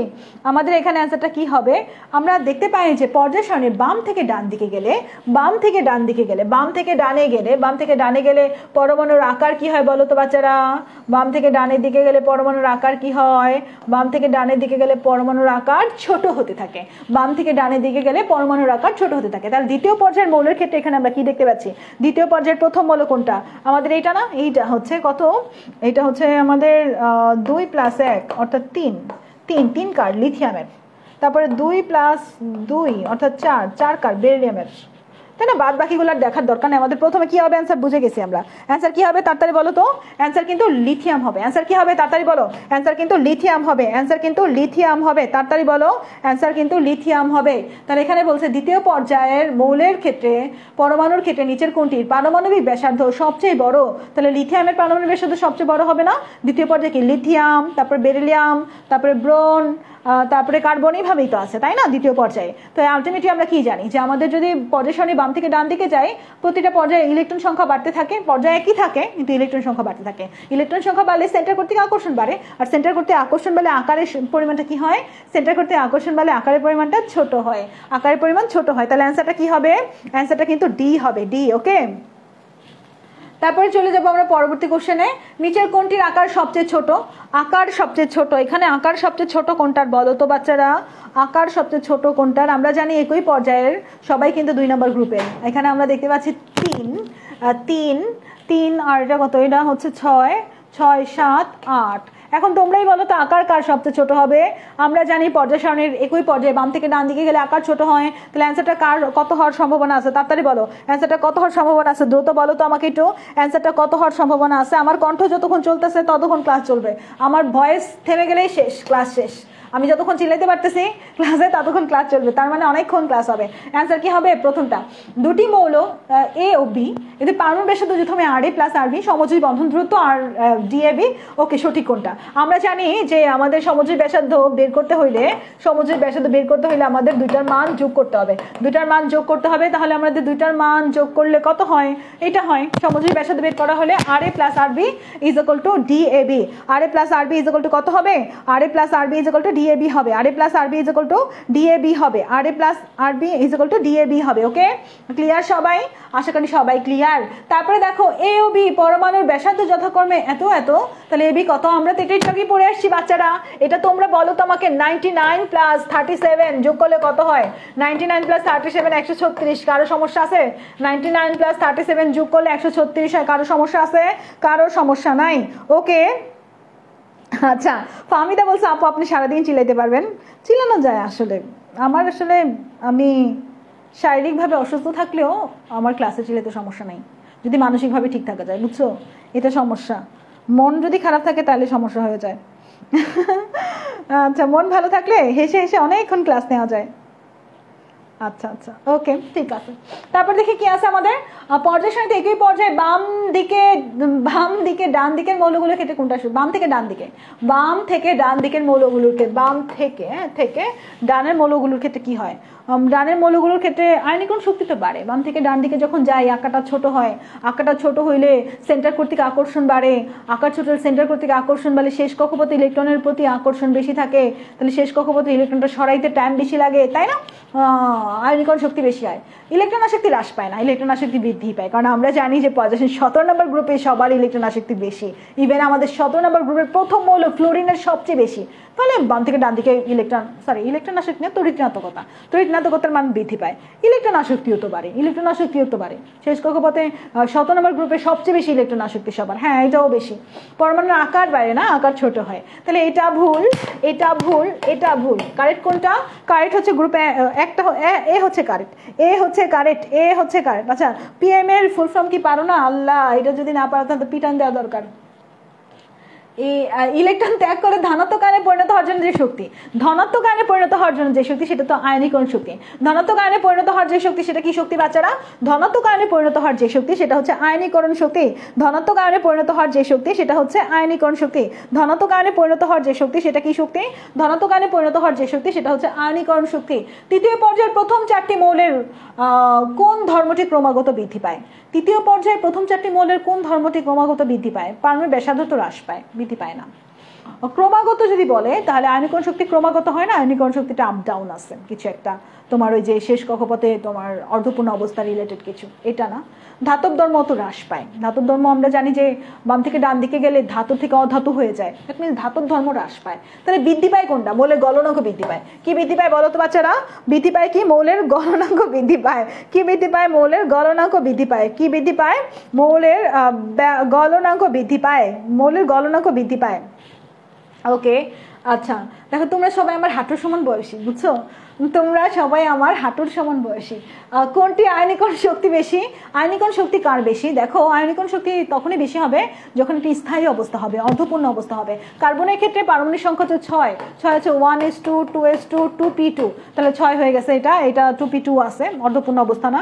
নাইট্রোজেন হচ্ছে 1s2 2s2 2p3 নাইট্রোজেনের ক্ষেত্রে p অরবিটালটা অর্ধপূর্ণ অবস্থায় আছে। অক্সিজেনের ক্ষেত্রে 1s2 2s2 2p4, হ্যাঁ 4, এটা অর্ধপূর্ণ অবস্থা না। ফসফরাস আর নাই করি। আমাদের অ্যান্সার কত হবে? অ্যান্সার হচ্ছে আয়নীকরণ শক্তি কার বেশি যদি বলে তাহলে নাইট্রোজেনের হবে। নিষ্ক্রিয় গ্যাসের পরে সবচেয়ে বেশি নিষ্ক্রিয় মৌল কোনটা? নিষ্ক্রিয় গ্যাসের পরে সবচেয়ে বেশি নিষ্ক্রিয় মৌল কোনটা? তাড়াতাড়ি বলো তো। নিষ্ক্রিয় গ্যাসের পরে সবচেয়ে বেশি নিষ্ক্রিয় মৌল কোনটা? নিষ্ক্রিয় গ্যাসের পরে সবচেয়ে বেশি নিষ্ক্রিয় মৌল কোনটা? নিষ্ক্রিয় গ্যাসের পরে সবচেয়ে বেশি নিষ্ক্রিয় মৌল হচ্ছে আমাদের আচ্ছা আপু বুঝলাম না, আরেকবার। নীলপরি কি বুঝো নাই? কোনটা বুঝো নাই? নীলপরি কোনটা বুঝো নাই? নীলপরি তুমি কোনটা বুঝো নাই? নীলপরি যদি না বুঝে তাহলে হবে এটা গলনাঙ্কের মান দেওয়া আছে, গলনাঙ্কটা বৃদ্ধি পায়। এটা আমরা জানি যে গলনাঙ্ক বৃদ্ধি পায়, এটা মুখস্থ ব্যাপারের মতোই। আর কোনটা বুঝো নাই? আচ্ছা, কোন মৌলের প্রথম আয়নীকরণ শক্তি সবচেয়ে বেশি? প্রথম আয়নীকরণ শক্তি কার বেশি? তো আমরা এখানে আয়নীকরণ শক্তির মানগুলো দিয়ে দিয়েছি, এখানে একটু খেয়াল করো। আমরা জানি গ্রুপ 1 এর মৌল নিয়ে যদি কাজ করি, লিনাকে রবি সাজিয়ে ফেলেছে। লিথিয়ামের হচ্ছে 520, সোডিয়ামের হচ্ছে 496, পটাশিয়ামের 419, রোবিডিয়ামের 403, সিজিয়ামের হচ্ছে 376। সেক্ষেত্রে লিথিয়ামেরই তো বেশি। আয়নীকরণ শক্তির মান কয়েকটা মনে রেখো এটা, হ্যাঁ এটা হচ্ছে লিথিয়ামের আয়নীকরণ শক্তি সবচেয়ে বেশি। কার আয়নীকরণ শক্তি সবচেয়ে বেশি? লিথিয়ামের। কেন লিথিয়ামের আয়নীকরণ শক্তি সবচেয়ে বেশি? কারণ লিথিয়ামের আকার ছোট, এই জন্য লিথিয়ামের আয়নীকরণ শক্তি সবচেয়ে বেশি। লিথিয়ামের আকার ছোট, তাই লিথিয়ামের দূরত্ব কম, সেন্টার কর্তৃক আকর্ষণ বেশি, শেষ কক্ষপথ থেকে একটা ইলেকট্রন সরানোর জন্য শক্তি বেশি প্রয়োজন হয় সবার তুলনায়, এবং বাকিগুলোর আকার ওর চাইতে বড়, তাই সেন্টার থেকে একটু দূরত্ব বেশি, আর দূরত্ব বেশি হলে ইলেকট্রন দ্রুত সরানো যায়, এগুলো জানি আমরা, তাই না? তাহলে অ্যান্সার কি হবে? অ্যান্সার কিন্তু ডি হবে, অ্যান্সারটা ডি হবে। ওকে, তারপরে প্রশ্ন হচ্ছে আয়নীকরণ শক্তির সঠিক ক্রম কোনটা? আয়নীকরণ শক্তির মান তো প্রথম আয়নীকরণের চাইতে দ্বিতীয় আয়নীকরণ শক্তি অনেক বেশি। তৃতীয় আয়নীকরণ শক্তি তো সম্ভবই না তোমার দেওয়া, তারপর তৃতীয় আয়নীকরণ শক্তি বেশিই হবে, তাই না? তাহলে আয়নীকরণ শক্তির যদি আমরা সিকোয়েন্স করতে চাই, কোনটা সবচেয়ে বেশি হবে? আমাদের সবচেয়ে বেশি কোনটা হবে? আমাদের সবচেয়ে বেশি হবে এটাই বেশি হবে। E1 E2 E3 এটা একই তো, একই রকম, কিন্তু টাইপিং মিস্টেক একটা কিছু আছে। ডি হবে অ্যান্সার না? ডি হবে না? হ্যাঁ ডি দিছে। ওকে, এটাও একই রকম লাগতেছে, আসলে এটা মনে হয় কিছু একটা টাইপিং মিস্টেক বা কিছু একটা এদিকে আছে। হ্যাঁ, তো অ্যান্সারটা ডি হবে। কেন? E1 এর চাইতে E2 এর আয়নীকরণ শক্তি বেশি, অর্থাৎ প্রথম আয়নীকরণ শক্তি চাইতে দ্বিতীয় আয়নীকরণ শক্তির মান বেশি, দ্বিতীয় আয়নীকরণ শক্তি চাইতে তৃতীয় আয়নীকরণ শক্তির মান আরো বেশি। ওকে, তারপর চলে যাবো পরের কোশ্চেনে। আয়নীকরণ বিভবের ক্ষেত্রে কোনটা সঠিক? আয়নীকরণ বিভবের ক্ষেত্রে কার আয়নীকরণ বিভবের মান বেশি? দেখো, বেরিলিয়াম হচ্ছে 4 আর বোরন হচ্ছে 5 পারমাণবিক সংখ্যা, কিন্তু বেরিলিয়ামের ক্ষেত্রে পূর্ণ এস অরবিটালটা পূর্ণ থাকে, কিন্তু বোরনের ক্ষেত্রে পি অরবিটালে চলে যায়, কোনো পূর্ণ অবস্থা থাকে না। তাই বোরনের চাইতে বেরিলিয়ামের আয়নীকরণ শক্তির মান কিন্তু বেশি। তাহলে সিকোয়েন্সটা তোমার গ্রেটার দেন চিহ্নটা এদিকে ঘুরে যাবে, বুঝছো চিহ্নটা, তাহলে এটা আমাদের হচ্ছে না। ম্যাগনেসিয়ামের ক্ষেত্রে চাইতে অ্যালুমিনিয়ামের আয়নীকরণ শক্তির মান বেশি, ম্যাগনেসিয়ামের চাইতে অ্যালুমিনিয়ামের আয়নীকরণ শক্তির মান না, ম্যাগনেসিয়ামের চাইতে অ্যালুমিনিয়ামের আয়নীকরণ শক্তির মান বেশি না। তারপর নাইট্রোজেন আর অক্সিজেন, নাইট্রোজেনের বেশি, নাইট্রোজেনের বেশি। সালফার আর ফসফরাস, তোমরা বলো তো এই জায়গাতে কার আয়নীকরণ শক্তির মান বেশি? দেখি তোমাদের মাথায় কোনটা আসছে, এখানে কার আয়নীকরণ শক্তির মান বেশি, দেখি তোমাদের মাথায় কি আসছে, কার আয়নীকরণ শক্তির মান বেশি বলো তো বাচ্চারা, এখানে কার আয়নীকরণ শক্তির মানটা বেশি? আমাদের অ্যান্সারটা তোমার হচ্ছে ঘ হওয়ার সম্ভাবনা বেশি আছে, দেখি তো অ্যান্সারটা, হ্যাঁ ঘ, কারণ আমরা এখানে দেখতে পাচ্ছি হচ্ছে সালফারের চেয়ে ফসফরাসের আয়নীকরণ বিভব, আয়নীকরণ শক্তির মান সালফারের চাইতে বেশি। কেন বেশি এটাই কোশ্চেন। তোমরা অক্সিজেন আর নাইট্রোজেনের কথা জানো তাই না? নাইট্রোজেন আর অক্সিজেন, নাইট্রোজেনের হচ্ছে পারমাণবিক সংখ্যা কত? পারমাণবিক সংখ্যা 7, অক্সিজেনের কত? 8। কিন্তু আমরা জানি যে নাইট্রোজেনের আয়নীকরণ শক্তির মান বেশি। কেন বেশি? কারণ নাইট্রোজেন অর্ধপূর্ণ অবস্থা আছে, ইলেকট্রন বিন্যাস করলে মানে P3 হয়। সেভাবে সালফার আর ফসফরাসের কথা যদি বলি, ফসফরাস ওই নাইট্রোজেনের মতোই, বুঝছো, এটাও তোমার P3 অবস্থা আছে। আর সালফার অক্সিজেনের মতো অবস্থা, সালফারের 16 তো পারমাণবিক সংখ্যা, অক্সিজেনের মতোই অবস্থা। তো আমরা জানি গ্রুপ 15 মৌল নাই পিঁয়াজ সবাই বের হয় তাই না? নাইট্রোজেন ফসফরাসের গ্রুপ 15 মৌল না, গ্রুপ 15 মৌলদের ইলেকট্রন বিন্যাস করে P3 অবস্থা দেখা যায়, অর্থাৎ অর্ধপূর্ণ অবস্থা দেখা যায়। আর ও এসএসসিতে পড়ে গ্রুপ 16 মৌল, এটা হচ্ছে একই রকম। দ্যাট মিনস আমাদের আলটিমেটলি অ্যান্সারটা কি হবে? এইটা হবে ফসফরাসের বেশি। কার বেশি বলো তো? অর্ধপূর্ণ অবস্থার জন্য ফসফরাসের বেশি, অর্ধপূর্ণ অবস্থার জন্য ফসফরাসের বেশি। হ্যাঁ, বেরিলিয়াম, ম্যাগনেসিয়াম, অ্যালুমিনিয়াম এগুলো ব্যতিক্রম, ঠিক বলছে। ওকে, তারপরে কোশ্চেন কি আছে? তারপরে কোশ্চেন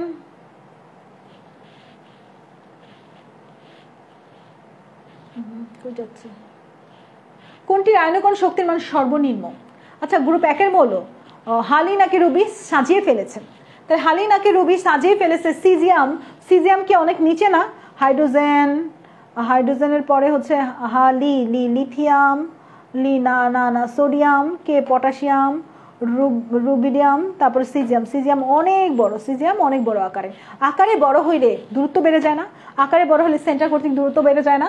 আকারে বড় হলে সেন্টার কর্তৃক শেষ কক্ষপথে ইলেকট্রনের দূরত্ব বেড়ে যায়। তো শেষ কক্ষপথ থেকে ইলেকট্রন সরানো কি হয়? কষ্টসাধ্য হয়ে যায়। শেষ কক্ষপথ থেকে ইলেকট্রন সরানো কি হয়?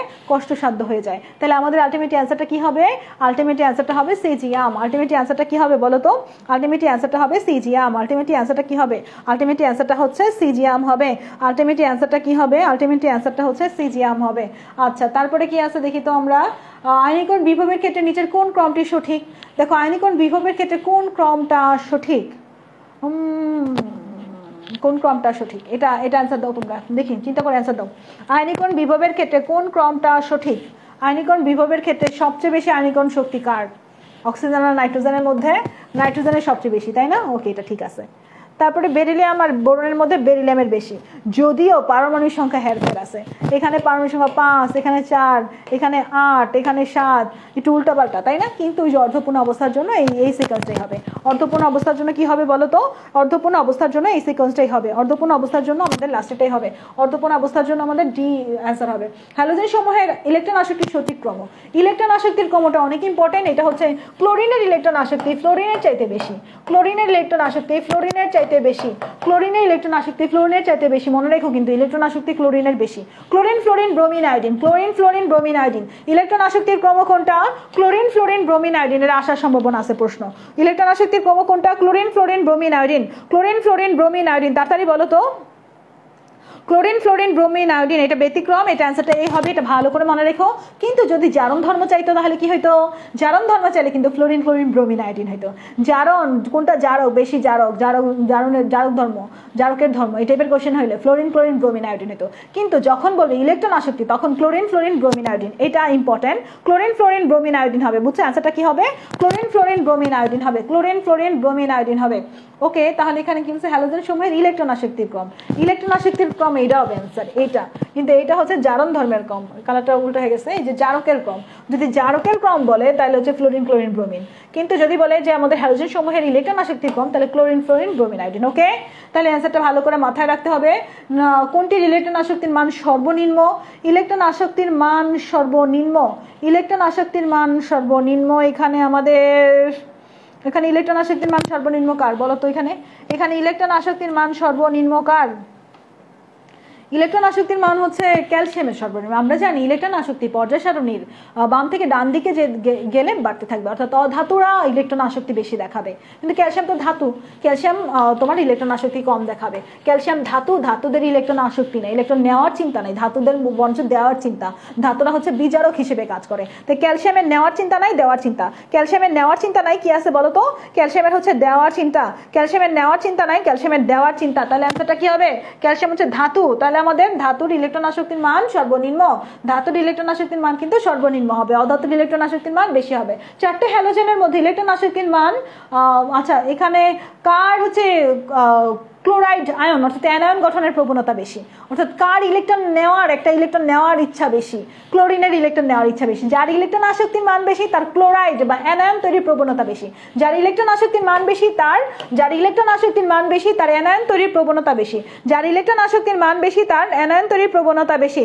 যার ইলেকট্রন আসক্তির মান বেশি তার অ্যানায়ন তৈরির প্রবণতা বেশি। ঠিক আছে, যার ইলেকট্রন আসক্তির মান বেশি তার অ্যানায়ন তৈরির প্রবণতা বেশি। যার ইলেকট্রন আসক্তির মান বেশি তার অ্যানায়ন তৈরির প্রবণতাও বেশি। ওকে, তারপরে কোন মৌলটি ইলেকট্রন আসক্তি সবচেয়ে বেশি? একটু আগেই পড়ে আসলাম না, ক্লোরিনের ইলেকট্রন আসক্তি সবচেয়ে বেশি না? ক্লোরিনের ইলেকট্রন আসক্তি সবচেয়ে বেশি। প্রশ্নটা আসার মতো একটা প্রশ্ন। ক্লোরিনের ইলেকট্রন আসক্তি সবচেয়ে বেশি, ক্লোরিনের ইলেকট্রন আসক্তি সবচেয়ে বেশি, ক্লোরিনের ইলেকট্রন আসক্তির মান সবচেয়ে বেশি। ওকে, ক্লোরিনের ইলেকট্রন আসক্তির মান কিন্তু সবচেয়ে বেশি। তারপরে দেখি কি আছে আমাদের। তারপরে ইলেকট্রন আসক্তির ক্ষেত্রে নিচের কোন ক্রমটা সঠিক? একটু আগেই পড়ে আসছে এটা, chlorine fluorine bromine iodine. Chlorine fluorine bromine iodine, B হবে অ্যান্সার। কি হবে তাড়াতাড়ি বলো তো? Chlorine fluorine bromine iodine, chlorine fluorine bromine iodine. Pauling স্কেলে অক্সিজেনের তড়িৎনাটকতার মান কত? আমরা জানি অক্সিজেনের তড়িৎনাটকতার মান 3.5। অক্সিজেন দ্বিতীয় তড়িৎনাটক মৌল, অক্সিজেনের তড়িৎনাটকতার মান কত? এটা হচ্ছে ফ্লোরিনের, এটা ক্লোরিনের, অক্সিজেনের এটা হচ্ছে অক্সিজেনের কত? অক্সিজেনের 3.5, কার্বনের হচ্ছে এটা। তাহলে আমাদের অ্যান্সার কত হবে? অক্সিজেন হচ্ছে দ্বিতীয় তড়িৎনাটক মৌল, অক্সিজেন দ্বিতীয় তড়িৎনাটক মৌল। অক্সিজেনের তড়িৎনাটকতার মান কত? অক্সিজেনের তড়িৎনাটকতার মান হচ্ছে 3.5। অক্সিজেনের তড়িৎনাটকতার মান কত বাচ্চারা? অক্সিজেনের তড়িৎনাটকতার মান হচ্ছে 3.5। অক্সিজেনের তড়িৎনাটকতার মান কত? অক্সিজেনের তড়িৎনাটকতার মান 3.5। ওকে, তারপর এখানে মানগুলো একবার একটু দেখে নিতে পারো। তারপর চলে যাবো তড়িৎনাটকতার ক্ষেত্রে সঠিক ক্রম কোনটা? তড়িৎনাটকতার ক্ষেত্রে সঠিক ক্রম কোনটা? তড়িৎনাটকতার ক্ষেত্রে সঠিক ক্রম কোনটা এটা বলো তোমরা। তড়িৎনাটকতার ক্ষেত্রে সঠিক ক্রম কোনটা? আমরা তড়িৎনাটকতার ক্ষেত্রে সঠিক ক্রম কোনটা দেখব? আমাদের তড়িৎনাটকতার ক্ষেত্রে সঠিক ক্রম হচ্ছে, আমরা যদি হিসাব করি তড়িৎনাটকতার ক্ষেত্রে সঠিক ক্রম আমাদের এখানে ক্লোরিনের 3, আমাদের সালফারের কত 2.5 আর সিলিকনের 1.8 মেবি। সিলিকনের হচ্ছে 1.8 লিখে নিতে পারো, সালফার 2.5 আর ক্লোরিনের 3। তাহলে ক্লোরিনের বেশি, বুঝছো? ক্লোরিনের মানটা বেশি, সিলিকনের 1.8, সিলিকনের 1.8, ক্লোরিনের মানটা সবচেয়ে বেশি, এটা মনে রেখো। ক্লোরিনের তড়িৎনাটকতার মানটা এখানে সবচেয়ে বেশি 3, অ্যান্সারটা ডি হবে। বাকিগুলো তড়িৎনাটকতার মান যদি মনে রাখতে পারো, এগুলো ম্যাগনেসিয়াম 1.2 বা সোডিয়াম 1.1 এই টাইপের সামথিং কিছু একটা, অ্যালুমিনিয়াম এই টাইপের কিছু, সোডিয়াম ম্যাগনেসিয়াম এগুলো 1.1 1.2 এরকম আর কি, বুঝছো? কিন্তু আমরা যদি এটা চিন্তা করি সালফার, মানে এদের মানগুলো একটু বড় বড় মান, এই ক্লোরিনেরটা বেশি সবচেয়ে, এটা মনে রেখো। ওকে, যেখানে দেওয়া আছে এই মানটা একবার দেখো। এ ও বি দুইটি মৌলের তড়িৎনাটকতার পার্থক্য এত হলে তাদের যৌগটা কিরকম হবে? আচ্ছা, আমরা যদি হিসাব করি যে 2.5 মাইনাস 2.1 বিয়োগ করলে কত হয়? 0.4। আচ্ছা, তড়িৎনাটকতার পার্থক্যের মান যদি 0 হয়, তড়িৎনাটকতার পার্থক্যের মান যদি 0 হয় তাহলে কি হবে? তড়িৎনাটকতার পার্থক্যের মান যদি 0 হয় তাহলে সেটা বিশুদ্ধ সমযোজী। তড়িৎনাটকতার পার্থক্যের মান যদি 0.1 থেকে 0.4 পর্যন্ত হয় তাহলে সেটা সমযোজী। আর তড়িৎনাটকতার মান যদি 0.5 থেকে 1.9 বা 1.7 এরকম কিছু হয় তাহলে সেটা হচ্ছে পোলার সমযোজী। 1.9 এর বেশি হইলে সেটা কি? 1.9 এর বেশি হলে আয়নিক, 1.9 এর বেশি হলে আয়নিক, তাই না? 1.9 এর বেশি হলে সেটা কি বলো তো? 1.9 এর বেশি হলে সেটা কি? তাড়াতাড়ি বলো। 1.9 এর বেশি হলে সেটা কি? 1.9 এর বেশি হলে সেটা হচ্ছে আয়নিক। তাহলে আমাদের অ্যান্সারটা হচ্ছে সমযোজী হবে। অ্যান্সারটা কি হবে? সমযোজী হবে। 0 হলে বিশুদ্ধ সমযোজী, 0.1 থেকে 0.4 হলে সমযোজী, 0.5 থেকে 1.9 হলে পোলার সমযোজী, 1.9 এর বেশি হলে আয়নিক। ঠিক আছে বাচ্চারা? ওকে, ক্লিয়ার? এটা কিন্তু ইম্পর্টেন্ট, এটা ভালো করে পড়তে হবে। নিচের কোন মৌলটি অম্লীয় অক্সাইড ও অম্লীয় হাইড্রোক্সাইড গঠন করে? অম্লীয় অক্সাইড অম্লীয় হাইড্রোক্সাইড গঠন করে তোমার অধাতু, অধাতু অম্লীয় অক্সাইড অম্লীয় হাইড্রোক্সাইড গঠন করে।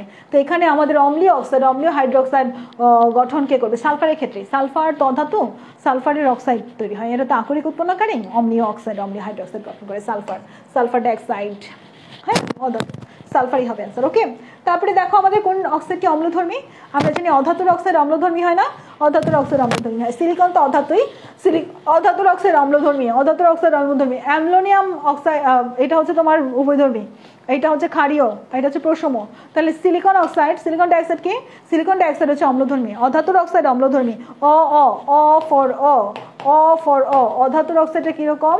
অধাতুর অক্সাইডটা হচ্ছে অম্লধর্মী। অধাতুর অক্সাইডটা কিরকম বলো তো? অধাতুর অক্সাইডটা হচ্ছে অম্লধর্মী। অধাতুর অক্সাইডটা কিরকম? অধাতুর অক্সাইড হচ্ছে অম্লধর্মী। অধাতুর অক্সাইড হচ্ছে অম্লধর্মী। তাহলে অধাতুর অক্সাইড কিরকম? অম্লধর্মী। আর ধাতুর অক্সাইড ক্ষারীয়। আর সিলিকন ডাইঅক্সাইড কিরকম? একটু আগেই বললাম না, একই রকম কোশ্চেন আবার আসছে না? অম্লীয়। অম্লীয় অ্যান্সারটা কি হবে বলো তো? অ্যান্সারটা হচ্ছে অম্লীয়, অম্লীয় হবে। তারপরে হচ্ছে আমাদের নিচের কোন অক্সাইডটি সবচেয়ে বেশি অম্লধর্মী? সবচেয়ে বেশি অম্লধর্মী বললে আমাদের কিন্তু গ্রুপ 17 মৌলের দিকে যেতে হবে। সবচেয়ে বেশি অম্লধর্মী বললে গ্রুপ কোন মৌলের দিকে যেতে হবে? গ্রুপ 17 মৌলের দিকে। সবচেয়ে বেশি অম্লধর্মী বললে গ্রুপ 17 মৌলের দিকে যেতে হবে। সবচেয়ে বেশি অম্লধর্মী বললে কি যে কোনটা যেতে হবে বলো তো? সবচেয়ে বেশি অম্লধর্মী বললে গ্রুপ 17 মৌলের দিকে যেতে হবে। সবচেয়ে বেশি বলে গ্রুপ 17 মৌলের দিকে কিন্তু আমাদের যেতে হবে। ওকে, তারপরে আর কি আছে দেখি আমরা। কোনটি super oxide? Super oxide potassium oxide. পটাশিয়ামের যে অক্সাইড এটাই সুপার অক্সাইড, বুঝছো? সুপার অক্সাইড একটাই, এক্সাম্পল ভালো করে মনে রাখবা। সুপার অক্সাইডের এক্সাম্পল একটাই, ভালো করে মনে রাখবা।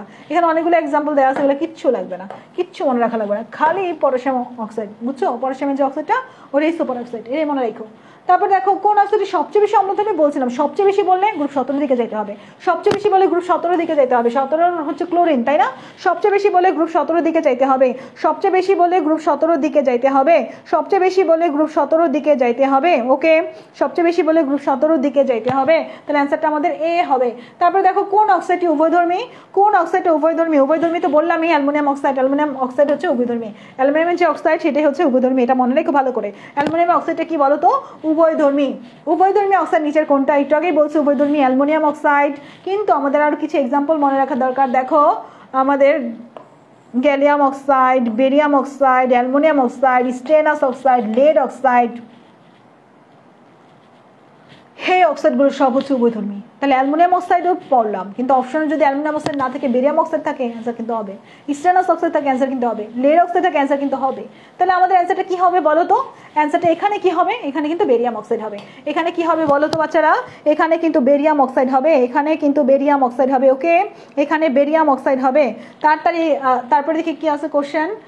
সালফার ডাইঅক্সাইড অণুর কেন্দ্রীয় পরমাণুর সংকরণ অবস্থা কোনটা? সালফার ডাইঅক্সাইড অণুর কেন্দ্রীয় পরমাণুর সংকরণ অবস্থা কোনটা? সালফার ডাইঅক্সাইড একটা 2 আছে না বাচ্চারা? সালফার ডাইঅক্সাইডে কি দেখতে পাচ্ছ? সালফার ডাইঅক্সাইডে কিন্তু আমরা একটা 2 দেখতে পাচ্ছি। 2 দেখতে পাইলে আমাদের মাথার ভিতরে sp2 সংকরণ আসবে, বুঝছো? 2 সালফার ডাইঅক্সাইডের মধ্যে আমরা কি দেখতে পাচ্ছি তাও আমি তোমাকে একটু বুঝাই। এটা একটা সূত্র আছে, সূত্রটা হচ্ছে half v plus x minus c plus a। এই সূত্রটা আছে, এই সূত্র মনে আছে তোমাদের? ভি মানে কি? ভি মানে হচ্ছে আমাদের সেন্টার মোলের শেষ কক্ষপথ ইলেকট্রন সংখ্যা কত, তোমার যে কটা তত্ত্ব। সালফারের শেষ কক্ষপথ ইলেকট্রন কত? 6 6। এক্স মানে একযোজি ইলেকট্রন, একযোজি পরমাণু নাই, ক্যাটায়ন নাই, অ্যানায়ন নাই, তাহলে 6। তাহলে আমরা যদি 6 কে 2 দ্বারা ভাগ করি তাহলে কত হয়? 3। আর 3 হইলে sp2 না? 3 হইলে কত? 3 হইলে sp2 না বাচ্চারা? 3 হইলে কত তাড়াতাড়ি বলো? 3 হইলে sp2 না? 3 হইলে হচ্ছে sp2। 3 হইলে কিন্তু আমাদের sp2, 3 হইলে sp2। এই যে দেখো এখানে দেওয়া আছে 3 হইলে কিন্তু sp2। ওকে, s হচ্ছে 1, p হচ্ছে 2, তাহলে আমাদের টোটাল 3 হয়। 3 হইলে sp2। অ্যামোনিয়াম আয়নের কেন্দ্রীয় পরমাণুর জারণ কত? অ্যামোনিয়াম নাইট্রোজেনের ক্ষেত্রে কেন্দ্রীয় পরমাণু জারণ সবসময় sp3 হয়। নাইট্রোজেনের ক্ষেত্রে কেন্দ্রীয় পরমাণু জারণ কি হয় বলো তো? নাইট্রোজেন আসলে অ্যামোনিয়াম আসলে sp3 হবে। অ্যামোনিয়াম আসলে কি হবে? অ্যামোনিয়াম আসলে কিন্তু sp3 হবে। অ্যামোনিয়াম আসলে sp3 হবে, মনে রেখো এটা। অ্যামোনিয়াম আসলে কি হবে? অ্যামোনিয়াম আসলে কিন্তু sp3 হবে। অ্যামোনিয়াম আসলে কিন্তু sp3 হবে। ওকে, তারপর চলে যাব পরবর্তী কোশ্চেনে। যে জেনন ডাইফ্লোরাইডের ক্ষেত্রে কেন্দ্রীয় পরমাণুর কোন ধরনের সংকরণ ঘটে? জেননের পারমাণবিক সংখ্যা 54। হ্যাঁ, জেননের পারমাণবিক সংখ্যা 54। তো জেননের এত বড় পারমাণবিক সংখ্যা তো আমরা এই জায়গায় দিতে পারবো না, আমি জাস্ট অল্প একটু বুঝাই দিই। 5s2, তারপর হচ্ছে 5s2 এবং 5px2, 5py2, 5pz2। হ্যাঁ, ওকে, আমরা যদি এইটুকু দেই, এবার আমাদের দেখো আমরা যদি চাই উত্তেজিত করব, জেনন তো নর্মালি নিষ্ক্রিয়, তার সাথে কেউ যুক্ত হতে পারে না, কিন্তু ফ্লোরিন একদম ছেঁচড়া, ফ্লোরিন জেনের সাথে যুক্ত হবেই। তো এই জন্য ফ্লোরিন আবার তোমার হচ্ছে অনেক বেশি সক্রিয়, জেনন একদমই নিষ্ক্রিয়। একদম নিষ্ক্রিয় কারোর সাথে যুক্ত হইতে হলে একদম সক্রিয় কারো দরকার, তাই না? ওই ফ্লোরিন জোর জবরদস্তি জেননের সাথে যুক্ত হবে। এখন কেমনে যুক্ত হবে? যুক্ত হওয়ার জন্য আমাদের এই শেষ কক্ষপথে এই ইলেকট্রনটাকে সিঙ্গেল বানাইতে হবে, তাই না? সিঙ্গেল বানানোর জন্য আমি যদি px কে উত্তেজিত করি, px কে উত্তেজিত করে 1 বানাই, এখানে 1 বানাই এবং একটা ইলেকট্রন নিয়ে 5dx কে দিয়ে দেই, এখানে একটা দিই, তাহলে আমাদের শেষ কক্ষপথে কয়টা সিঙ্গেল অবস্থা তৈরি হলো? শেষ কক্ষপথে 2টা সিঙ্গেল অবস্থা তৈরি হলো। তখন 2টা ফ্লোরিন আইসা যুক্ত হইয়া কি তৈরি করলো? যে জেনন ডাইফ্লোরাইড তৈরি করলো, জেনন ডাইফ্লোরাইড তৈরি করলো, তাই না? জেনন ডাইফ্লোরাইড তৈরি করলো। ওকে, এখন জেনন ডাইফ্লোরাইড যে তৈরি হলো, আমাদের এখানে এস অরবিটাল কয়? একটা এস। পি কয়টা? পি 3টা, sp3। ডি আমরা কয়টা আনছি? ডি আমরা একটা আনছি, তাহলে sp3d। sp3d খুঁজো, sp3d কো? sp3d, sp3d, বুঝছো? এখন যদি আমার প্রশ্ন এটা না হয়ে আমি যদি প্রশ্ন তোমাদের করি যে জেনন হেক্সাফ্লোরাইডের ক্ষেত্রে কি হবে? জেনন হেক্সাফ্লোরাইড যদি আমরা করতে যাই, তাহলে আমাদের এই ডি এর এক্স ওয়াই এগুলো বাড়াইতে হবে, এখানে একটা করতে হবে, এখানে একটা আনতে হবে, আবার আরো বাড়াইতে হবে, এখানে আনতে হবে, এরকম করতে হবে না? এরকম করতে হবে।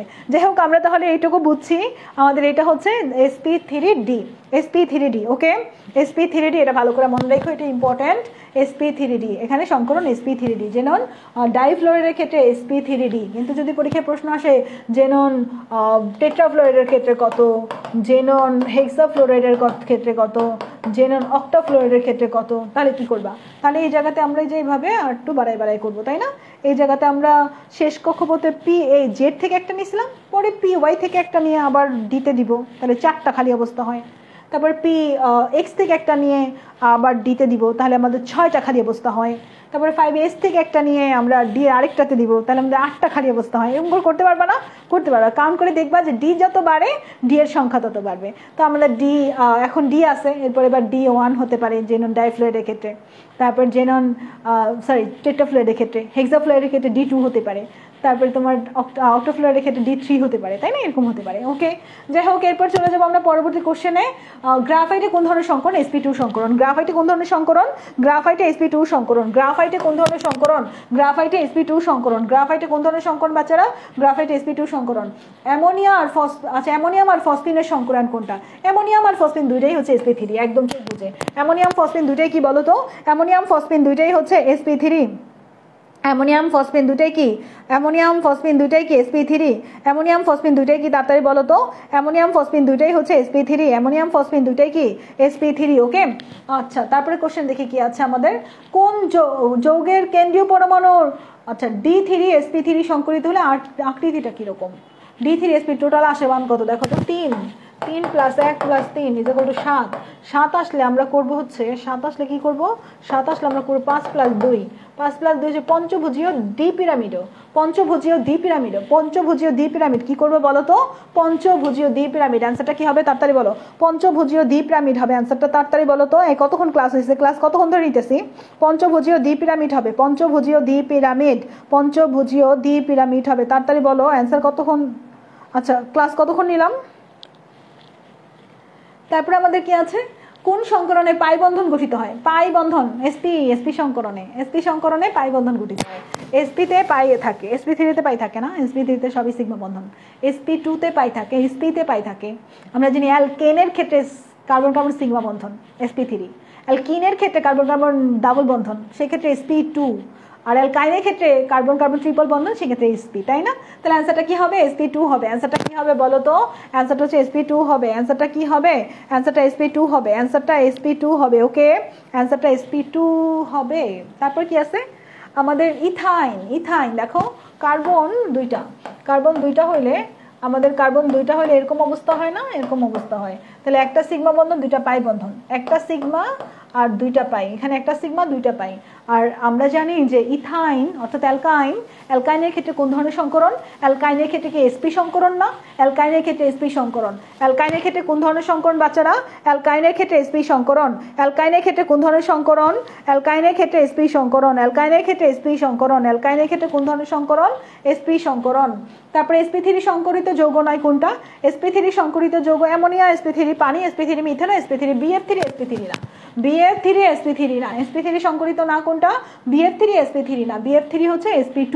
BF3 যেখানে 3 আছে না, 3 থাকলে আমরা 3 কি করি, sp2 করি। s হচ্ছে 1 আর p হচ্ছে 2 ইকুয়াল টু কত, 3। তাহলে BF3 sp3 না।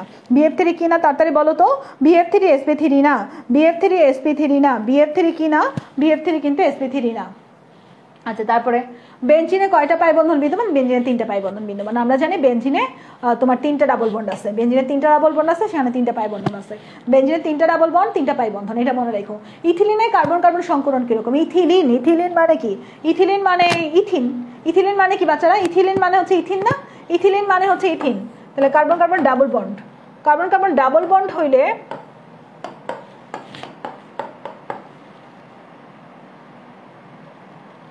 কার্বন কার্বন ডাবল বন্ড হইলে কি হয় বলো তো, কার্বন কার্বন ডাবল বন্ড হইলে sp2 সংকরণ হয় না, কার্বন কার্বন ডাবল বন্ড হইলে কিন্তু sp2 সংকরণ হয়, কার্বন কার্বন ডাবল বন্ড হইলে sp2 সংকরণ হয়। এক মিনিট, এসির বাতাসে তো ফুটছে বাইরে গেছে কেন, ব্রাশ ট্রাশ হবে নাকি, দাঁড়াও এক মিনিট। এই রায়হান, এসির বাতাসে তো স্পিড কেন, অনেক বেশি আওয়াজ হচ্ছে, ভয় লেগে গেছিল আমার।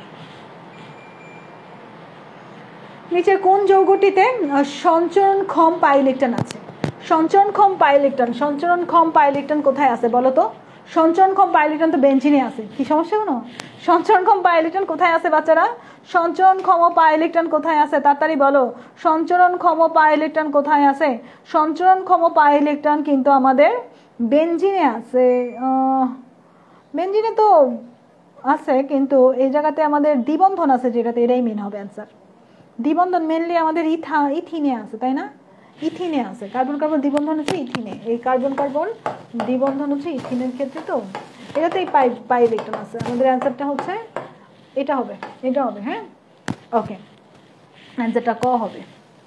আচ্ছা ওকে, কোনটি সন্নিবেশ বন্ধন গঠন করে না, কোনটি সন্নিবেশ বন্ধন গঠন করে না, যার মুক্তজোড় ইলেকট্রন নাই সেই সন্নিবেশ বন্ধন গঠন করে না, যার মুক্তজোড় ইলেকট্রন নাই সেই সন্নিবেশ বন্ধন গঠন করে না। কোনটা সন্নিবেশ বন্ধন গঠন করে না বলো তো বাচ্চারা, কোনটা সন্নিবেশ বন্ধন গঠন করে না, যার মুক্তজোড় ইলেকট্রন নাই সেই সন্নিবেশ বন্ধন গঠন করে না।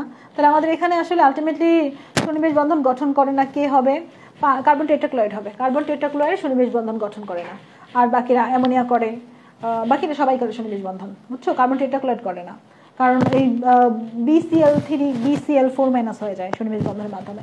অ্যামোনিয়া একটা মুক্তজোড় ইলেকট্রন আছে, পানিরও মুক্তজোড় ইলেকট্রন আছে, তাহলে এরা সন্নিবেশ করে কিন্তু কার্বন টেট্রাক্লোরাইড করে না, কার্বন টেট্রাক্লোরাইড করে না। নিচের কোনটির গলনাঙ্ক সবচেয়ে কম, গলনাঙ্ক সবচেয়ে কম কোনটার বলো তো, সিজিয়াম ক্লোরাইডের হওয়ার সম্ভাবনা বেশি। গলনাঙ্ক সবচেয়ে কম কার বলো তো বাচ্চারা, কোনটির গলনাঙ্ক সবচেয়ে কম, কোনটির গলনাঙ্ক, সিজিয়াম ক্লোরাইড, আকার বড় শেষ খবরতে গলনাঙ্ক কম, বুঝছো, এটা গ্রুপভিত্তিক সম্পর্ক, উপরে থেকে নিচে গেলে গলনাঙ্ক কমতেই থাকে, উপর থেকে নিচে গেলে গলনাঙ্ক কমতেই থাকে, তাহলে গলনাঙ্ক সবচেয়ে কম সিজিয়াম ক্লোরাইডের।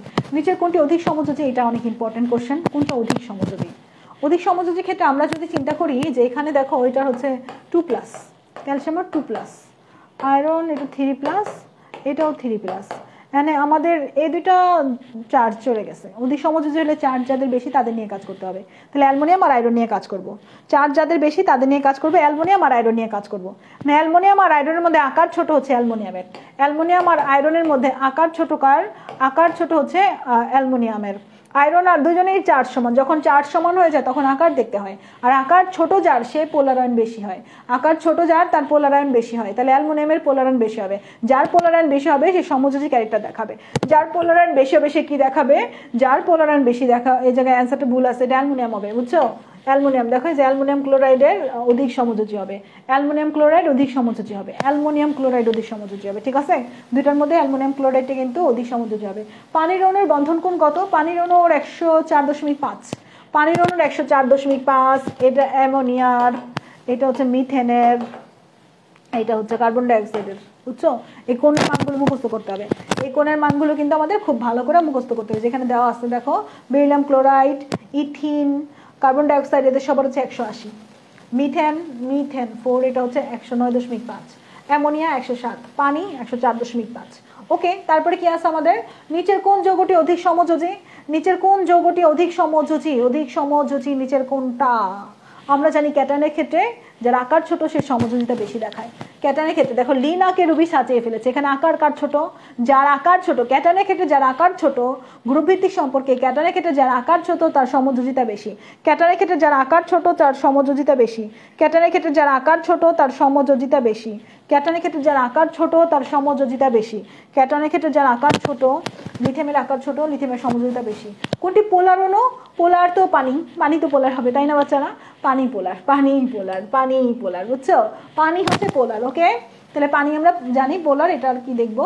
নিচে কোনটি অপোলার? আমরা জানি যে অপোলার কোনটা, অপোলার এখানে কোনটা বলো তো বাচ্চারা? এটা অনেক ইম্পর্টেন্ট একটা কোশ্চেন। অপোলার কোনটা?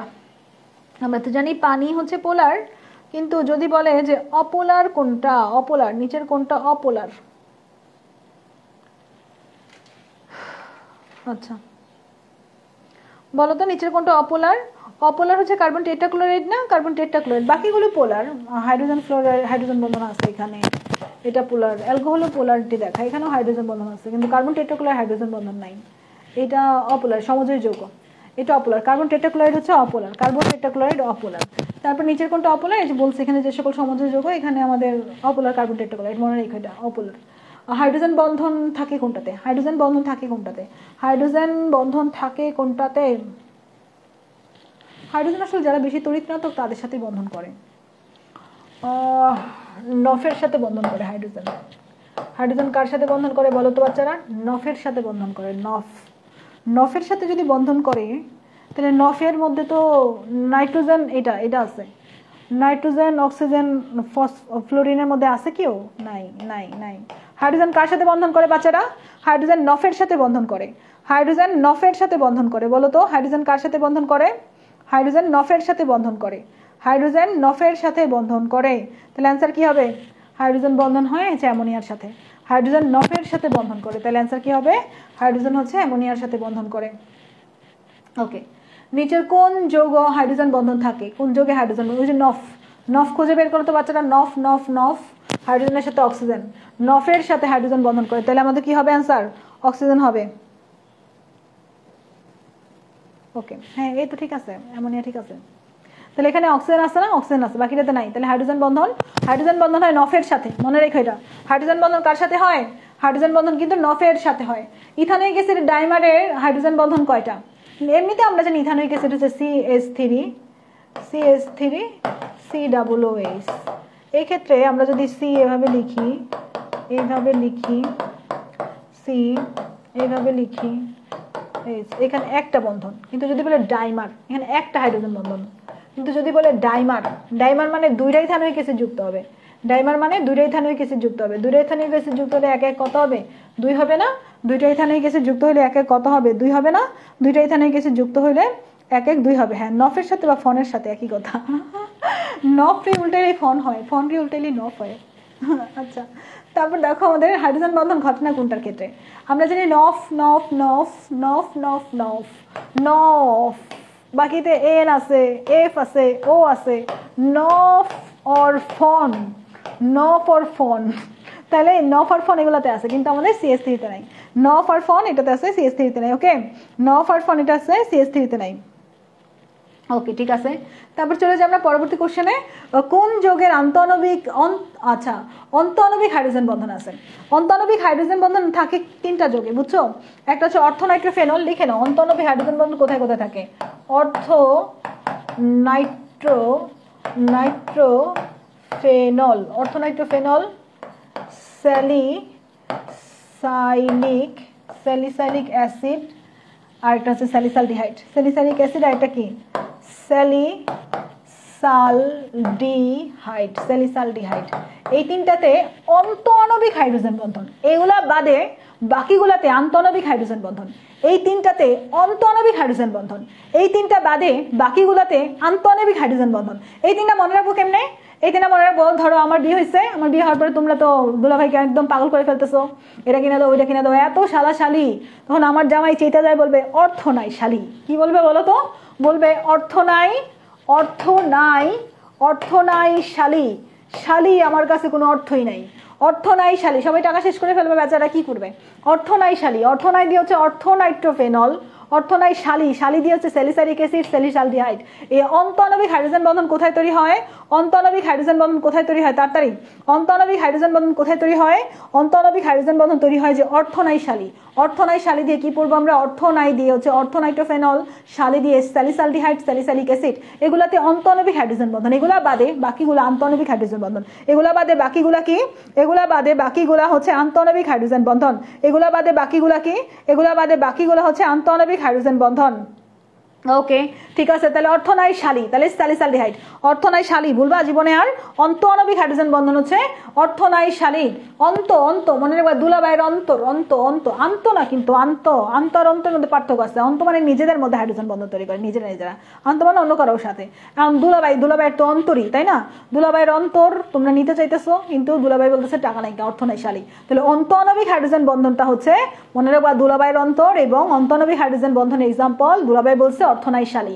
অর্থ নাই শালি, অর্থ দিয়ে হচ্ছে অর্থনাইট্রো, অর্থ নাই দিয়ে অর্থনাইট্রোফেনল, শালি দিয়ে স্যালিসালডিহাইড, স্যালিসালিক অ্যাসিড। শালি দিয়ে কি বলতো? স্যালিসালডিহাইড, স্যালিসালিক অ্যাসিড। ওকে, শালি দিয়ে স্যালিসালডিহাইড, স্যালিসালিক অ্যাসিড। মনে থাকবে? মনে না থেকে যাবে কই? দুলাবাই আছে এখানে। ভ্যান ডার ওয়ালস আকর্ষণ বলের অনুসমূহ কিরকম হয়? ভ্যান ডার ওয়ালস অপোলার হয়, ভ্যান ডার ওয়ালসের মধ্যে অপোলার হয়, বুঝছো? ভ্যান ডার ওয়ালস অনুসমূহের আকর্ষণ বল কিরকম হয়? ভ্যান ডার ওয়ালসের ক্ষেত্রে অপোলার সমযোজী, অপোলার সমযোজী। ভ্যান ডার ওয়ালস মানেই দুর্বল, ভ্যান ডার ওয়ালস মানেই দুর্বল, অপোলার সমযোজী। ভ্যান ডার ওয়ালস মানেই দুর্বল, অপোলার সমযোজী। ভ্যান ডার ওয়ালস মানেই দুর্বল, অপোলার সমযোজী। আচ্ছা, শালাদের তো দুলাভাইরা বেশি খাওয়ায় না, টিপ দেয় না, শালিদেরই দেয়, শালাদের কাজ করায় শুধু, বুঝছো? দেখো এই জায়গাতে অ্যান্সার কি হবে? অপোলার সমযোজী। তারপরে পোলারায়ন প্রক্রিয়ার সাথে সম্পর্কিত সম্পর্ক কোনটা? পোলারায়ন প্রক্রিয়ার সাথে সম্পর্কিত তো আয়নিক বন্ধন, আয়নিক যৌগই তো পোলারে হয়, তাই না? আয়নিক যৌগরাই তো সমযোজী ক্যারেক্টার দেখায়, আয়নিক যৌগরা সমযোজী ক্যারেক্টার দেখায় ফাজান্স রুলস অনুসারে, তাই না? ফাজান্স রুলস অনুসারে আয়নিক যৌগরা সমযোজী ক্যারেক্টার দেখায়, ফাজান্স রুলস অনুসারে আয়নিক যৌগরা সমযোজী ক্যারেক্টার দেখায়। দ্যাট মিনস অ্যান্সারটা কি হবে? অ্যান্সারটা ডি হবে। অ্যান্সারটা কি হবে? অ্যান্সারটা কিন্তু ডি হবে, D D D D D D D D D. Okay, তারপরে নিচের কোনটি সঠিক হবে? এখানে আমাদের দেখো আকারের সঠিক ক্রম, আকারের সঠিক ক্রম, আকারের সঠিক ক্রম না, আকারের সঠিক ক্রম তো, আকার তো সবচেয়ে বড়ই তো সোডিয়ামের, তাই না? অ্যালুমিনিয়ামের সবচেয়ে কম, হইব না, এটা হবে না, অ্যান্সার হবে না। 2 আর 3 গুণ করে 6 হবে, এটা 6 হওয়ার কথা, এটাও হবে না। C2H6 সিগমা বন্ধনের সংখ্যা 6টা না। আমরা জানি অ্যালিফ্যাটিক যৌগে মোট সিগমা বন্ধন মোট পরমাণু থেকে 1 কম, তাহলে মোট পরমাণু কত? 2 আর 6 টোটাল 8, 8 মাইনাস 1 কত? 7। অ্যালিফ্যাটিক যৌগের ক্ষেত্রে কি মনে রাখবা? অ্যালিফ্যাটিক যৌগের সিগমা বন্ধন মোট পরমাণুর 1 কম, এটা আসতে পারে। অ্যালিফ্যাটিক যৌগের সিগমা বন্ধন মোট পরমাণুর 1 কম, আর অ্যারোমেটিক যৌগের সিগমা বন্ধন মোট পরমাণুর সংখ্যার সমান। অ্যালিফ্যাটিক যৌগের সিগমা বন্ধন মোট পরমাণুর চাইতে 1 কম, অ্যারোমেটিক যৌগে মোট পরমাণুর সমান। যদি আমি বলতাম যে বেনজিন, বেনজিনের সিগমা বন্ধন কয়টা? বেনজিনের সিগমা বন্ধন তুমি চোখ বুঝে বলে 12টা। কিন্তু আমি যদি তোমাকে বলি যে ইথেনের সিগমা বন্ধন কয়টা? ইথেন যেহেতু এলিফ্যাটিক, তাহলে মোট পরমাণু কয়টা? 8টা, 8টা থেকে 2 কম, 1 কম, তাহলে 7, বুঝছো? তাহলে অ্যান্সার হবে 7। আচ্ছা, অর্থনাইট্রোফেনল, একটাকে বলছি না, এই টাইপের কোশ্চেন আসতে পারে। অর্থনাইট্রোফেনলে কি হয়? অন্তঃআণবিক না আন্তঃআণবিক? অন্তর, দুলাভাইয়ের অন্তর, তাই না? দুলাভাইয়ের অন্তর কারা জিততে চায়? শালীরাই জিততে চায়। তো অন্তর, দুলাভাই কি বলছিল? অর্থনাই শালী। অর্থাৎ অর্থনাইট্রোফেনলে অন্তঃআণবিক হাইড্রোজেন বন্ধন, অর্থনাইট্রোফেনল স্যালিসালিক অ্যাসিড, স্যালিসালডিহাইড, এই টাইপের কোশ্চেন কিন্তু আসতে পারে। তাহলে অ্যান্সার কি হবে? অ্যান্সার হচ্ছে ডি হবে। অ্যান্সার কি হবে? তাড়াতাড়ি বলো। অ্যান্সার কিন্তু ডি হবে, অ্যান্সার কিন্তু ডি হবে। এ এক্সাম্পল জীবনে ভোলা যাবে না, এ এক্সাম্পল জীবনে ভোলা যাবে না। হাইড্রোসিডের তীব্রতা কিসের উপর নির্ভর করে? অ্যানায়নের আকারের উপরে। যার অ্যানায়নের আকার বড় তার অ্যাসিডের তীব্রতা বেশি। হাইড্রোসিড গ্রুপ 17 মৌলের কথা যদি চিন্তা করো, hydrogen fluoride, hydrogen chloride, hydrogen bromide, hydrogen iodide, সবচেয়ে বেশি তীব্র হাইড্রোজেন আয়োডাইড, তাই না? হাইড্রোসিডের মধ্যে সবচেয়ে বেশি তীব্র কে? হাইড্রোসিডের মধ্যে সবচেয়ে বেশি তীব্র কে? হাইড্রোসিডের মধ্যে সবচেয়ে বেশি তীব্র হচ্ছে হাইড্রোজেন আয়োডাইড, হাইড্রোজেন আয়োডাইড। ওকে, অ্যানায়নের আকার যার বড়, এর সবচেয়ে বেশি তীব্র কে? হাইড্রোজেন আয়োডাইড, কারণ অ্যানায়নের আকার সবচেয়ে বড়। যার অ্যানায়নের আকার বড় তার তীব্রতা বেশি। নিচের কোনটি সাধারণ অবস্থায় তরল? সাধারণ অবস্থায় তরল ব্রোমিন। নিচের কোনটা সাধারণ অবস্থায় তরল বলো তো বাচ্চারা? সাধারণ অবস্থায় তরল কোনটা? সাধারণ অবস্থায় তরল কোনটা? তাড়াতাড়ি বলো। সাধারণ অবস্থায় তরল হচ্ছে ব্রোমিন, ব্রোমিন সাধারণ অবস্থায় তরল। এরপরে আমাদের ব্রোমিন, এখানে খেয়াল করতে পারো ব্রোমিন সাধারণ অবস্থায় তরল থাকে, ফ্লোরিন, ক্লোরিন, আয়োডিন এগুলো সাধারণ অবস্থায় গ্যাসীয় থাকে। ওকে, ব্রোমিন একটা লাল বর্ণে তরল, মনে রেখো। পানিগ্রাহী পদার্থ হচ্ছে ক্যালসিয়াম আয়োডাইড। হ্যাঁ, পানিগ্রাহী পদার্থ ক্যালসিয়াম ক্লোরাইড, এটা মনে রেখো। ক্যালসিয়াম ক্লোরাইড পানিগ্রাহী, নিরোধক, যারা পানি শুষে নেয় তাদের নিরোধক বলে। ক্যালসিয়াম ক্লোরাইড নিরোধক হিসেবে কাজ করে। ক্যালসিয়াম ক্লোরাইড নিরোধক হিসেবে কাজ করে। ক্যালসিয়াম ক্লোরাইড নিরোধক হিসেবে কাজ করে। ক্যালসিয়াম ক্লোরাইড কি হিসেবে কাজ করে? ক্যালসিয়াম ক্লোরাইড কিন্তু নিরোধক হিসেবে কাজ করে। ওকে, তারপরে চলে যাবো আমরা পরবর্তী কোশ্চেনে। নিচের অ্যাসিডগুলোর মধ্যে কোনটা পাইরো অ্যাসিড? পাইরো হচ্ছে এই যে এটা হচ্ছে পাইরো অ্যাসিড, এই অ্যাসিডটা পাইরো, এটা একদম মনে রাখবা। পাইরো অ্যাসিডটা দেখতেই বড় বড়, বুঝছো? পাইরো অ্যাসিডের সংকেতটা কি আছে? পাইরো অ্যাসিডের মধ্যে সালফিউরিক অ্যাসিডের সাথে সালফার ট্রাইঅক্সাইড মিলিত হয়ে পাইরো অ্যাসিড তৈরি করে। এটা ধূমায়িত সালফিউরিক অ্যাসিড বলা যায় এটাকে। হ্যাঁ, সালফার ট্রাইঅক্সাইড যুক্ত হয়ে ধূমায়িত সালফিউরিক অ্যাসিড বা পাইরো সালফিউরিক অ্যাসিড। পাইরো, ঠিক আছে। তারপর নিচে কোনটা? Hypo acid. হাইপোতে অক্সিজেন সংখ্যা কম। হাইপোতে কি কম? হাইপোতে অক্সিজেন সংখ্যা কম। সবচেয়ে অক্সিজেন কম কার? সবচেয়ে অক্সিজেন যার কম তাই হচ্ছে হাইপো। সবচেয়ে অক্সিজেন কম যার সেই হচ্ছে হাইপো। সবচেয়ে অক্সিজেন কম যার সেই হচ্ছে হাইপো। সবচেয়ে অক্সিজেন কম যার সেই কি? সবচেয়ে অক্সিজেন কম যার সেই হচ্ছে হাইপো। সবচেয়ে অক্সিজেন কম যার সেই কি? সেই হচ্ছে হাইপো, ঠিক আছে। সবচেয়ে অক্সিজেন কম যার সে কি? সেই হচ্ছে হাইপো। সবচেয়ে অক্সিজেন কম যার সেই হচ্ছে হাইপো। হাইড্রোনিয়াম আয়নে কোন বন্ধন বিদ্যমান? আচ্ছা, হাইড্রোনিয়াম আয়নের সংকেতটা কি? H3O+, তাই না? O+। আমরা নর্মালি কি জানি যে H2O পানির সাথে একটা হাইড্রোজেন আয়ন আসে। দেখো তো পানিতে কয় জোড়া মুক্ত জোড় ইলেকট্রন আছে? 2 জোড়া। আর হাইড্রোজেন আয়নটা যুক্ত হচ্ছে, হাইড্রোজেন আয়নের কিছু আছে? নিঃস্ব। হাইড্রোজেন আয়ন নিঃস্ব, তাই না? ইলেকট্রন দিয়ে। হাইড্রোজেন আয়নের সাথে ও যখন যুক্ত হবে তখন এক জোড়া মুক্ত জোড় ইলেকট্রন কিন্তু পানি সরবরাহ করতেছে। তাহলে এখানে এক জোড়া মুক্ত জোড় ইলেকট্রন সরবরাহ করে যে বন্ধন তৈরি হয় তাকে কি বন্ধন বলে? এক জোড়া মুক্ত জোড় ইলেকট্রন সরবরাহ করে যে বন্ধনটা তৈরি হয় সেটা সন্নিবেশ বন্ধন না?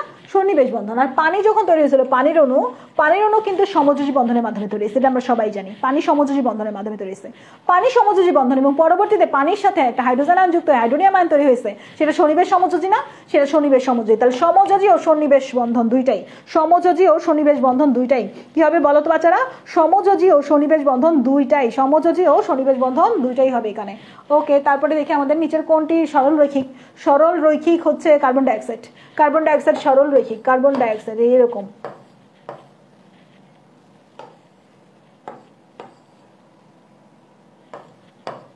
এরকম কার্বন ডাইঅক্সাইড সরল রৈখিক। কার্বন ডাইঅক্সাইডটা কিরকম?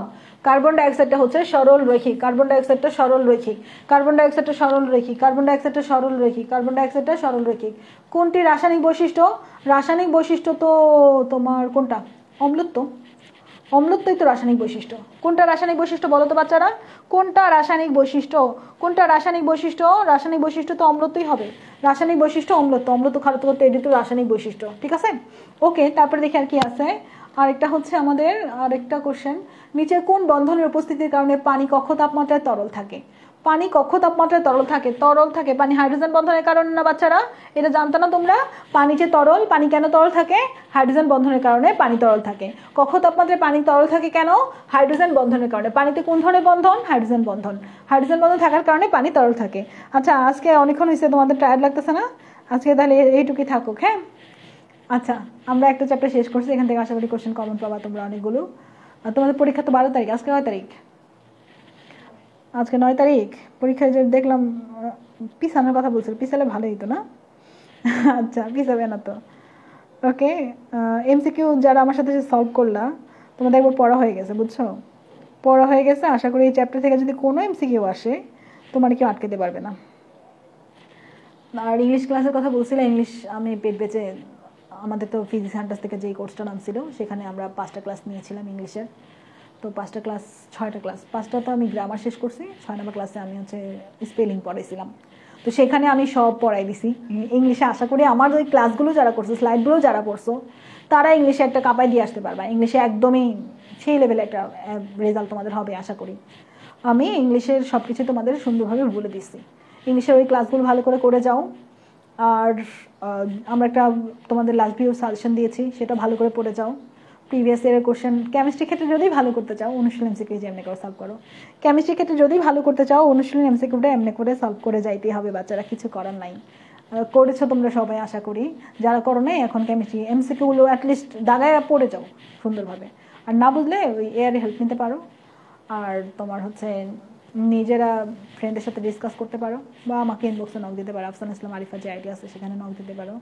আমি যতটুকু পারি তোমাদের 2-3 হেল্প করার ট্রাই করবো ইনশাল্লাহ। ঠিক আছে, সবাই ভালো থাকো, সুস্থ থাকো। তোমাদের সাথে আবার কবে দেখা হবে জানি না, চান্স পাও সবাই। তোমাদের জন্য অনেক অনেক দোয়া, ভালোবাসা।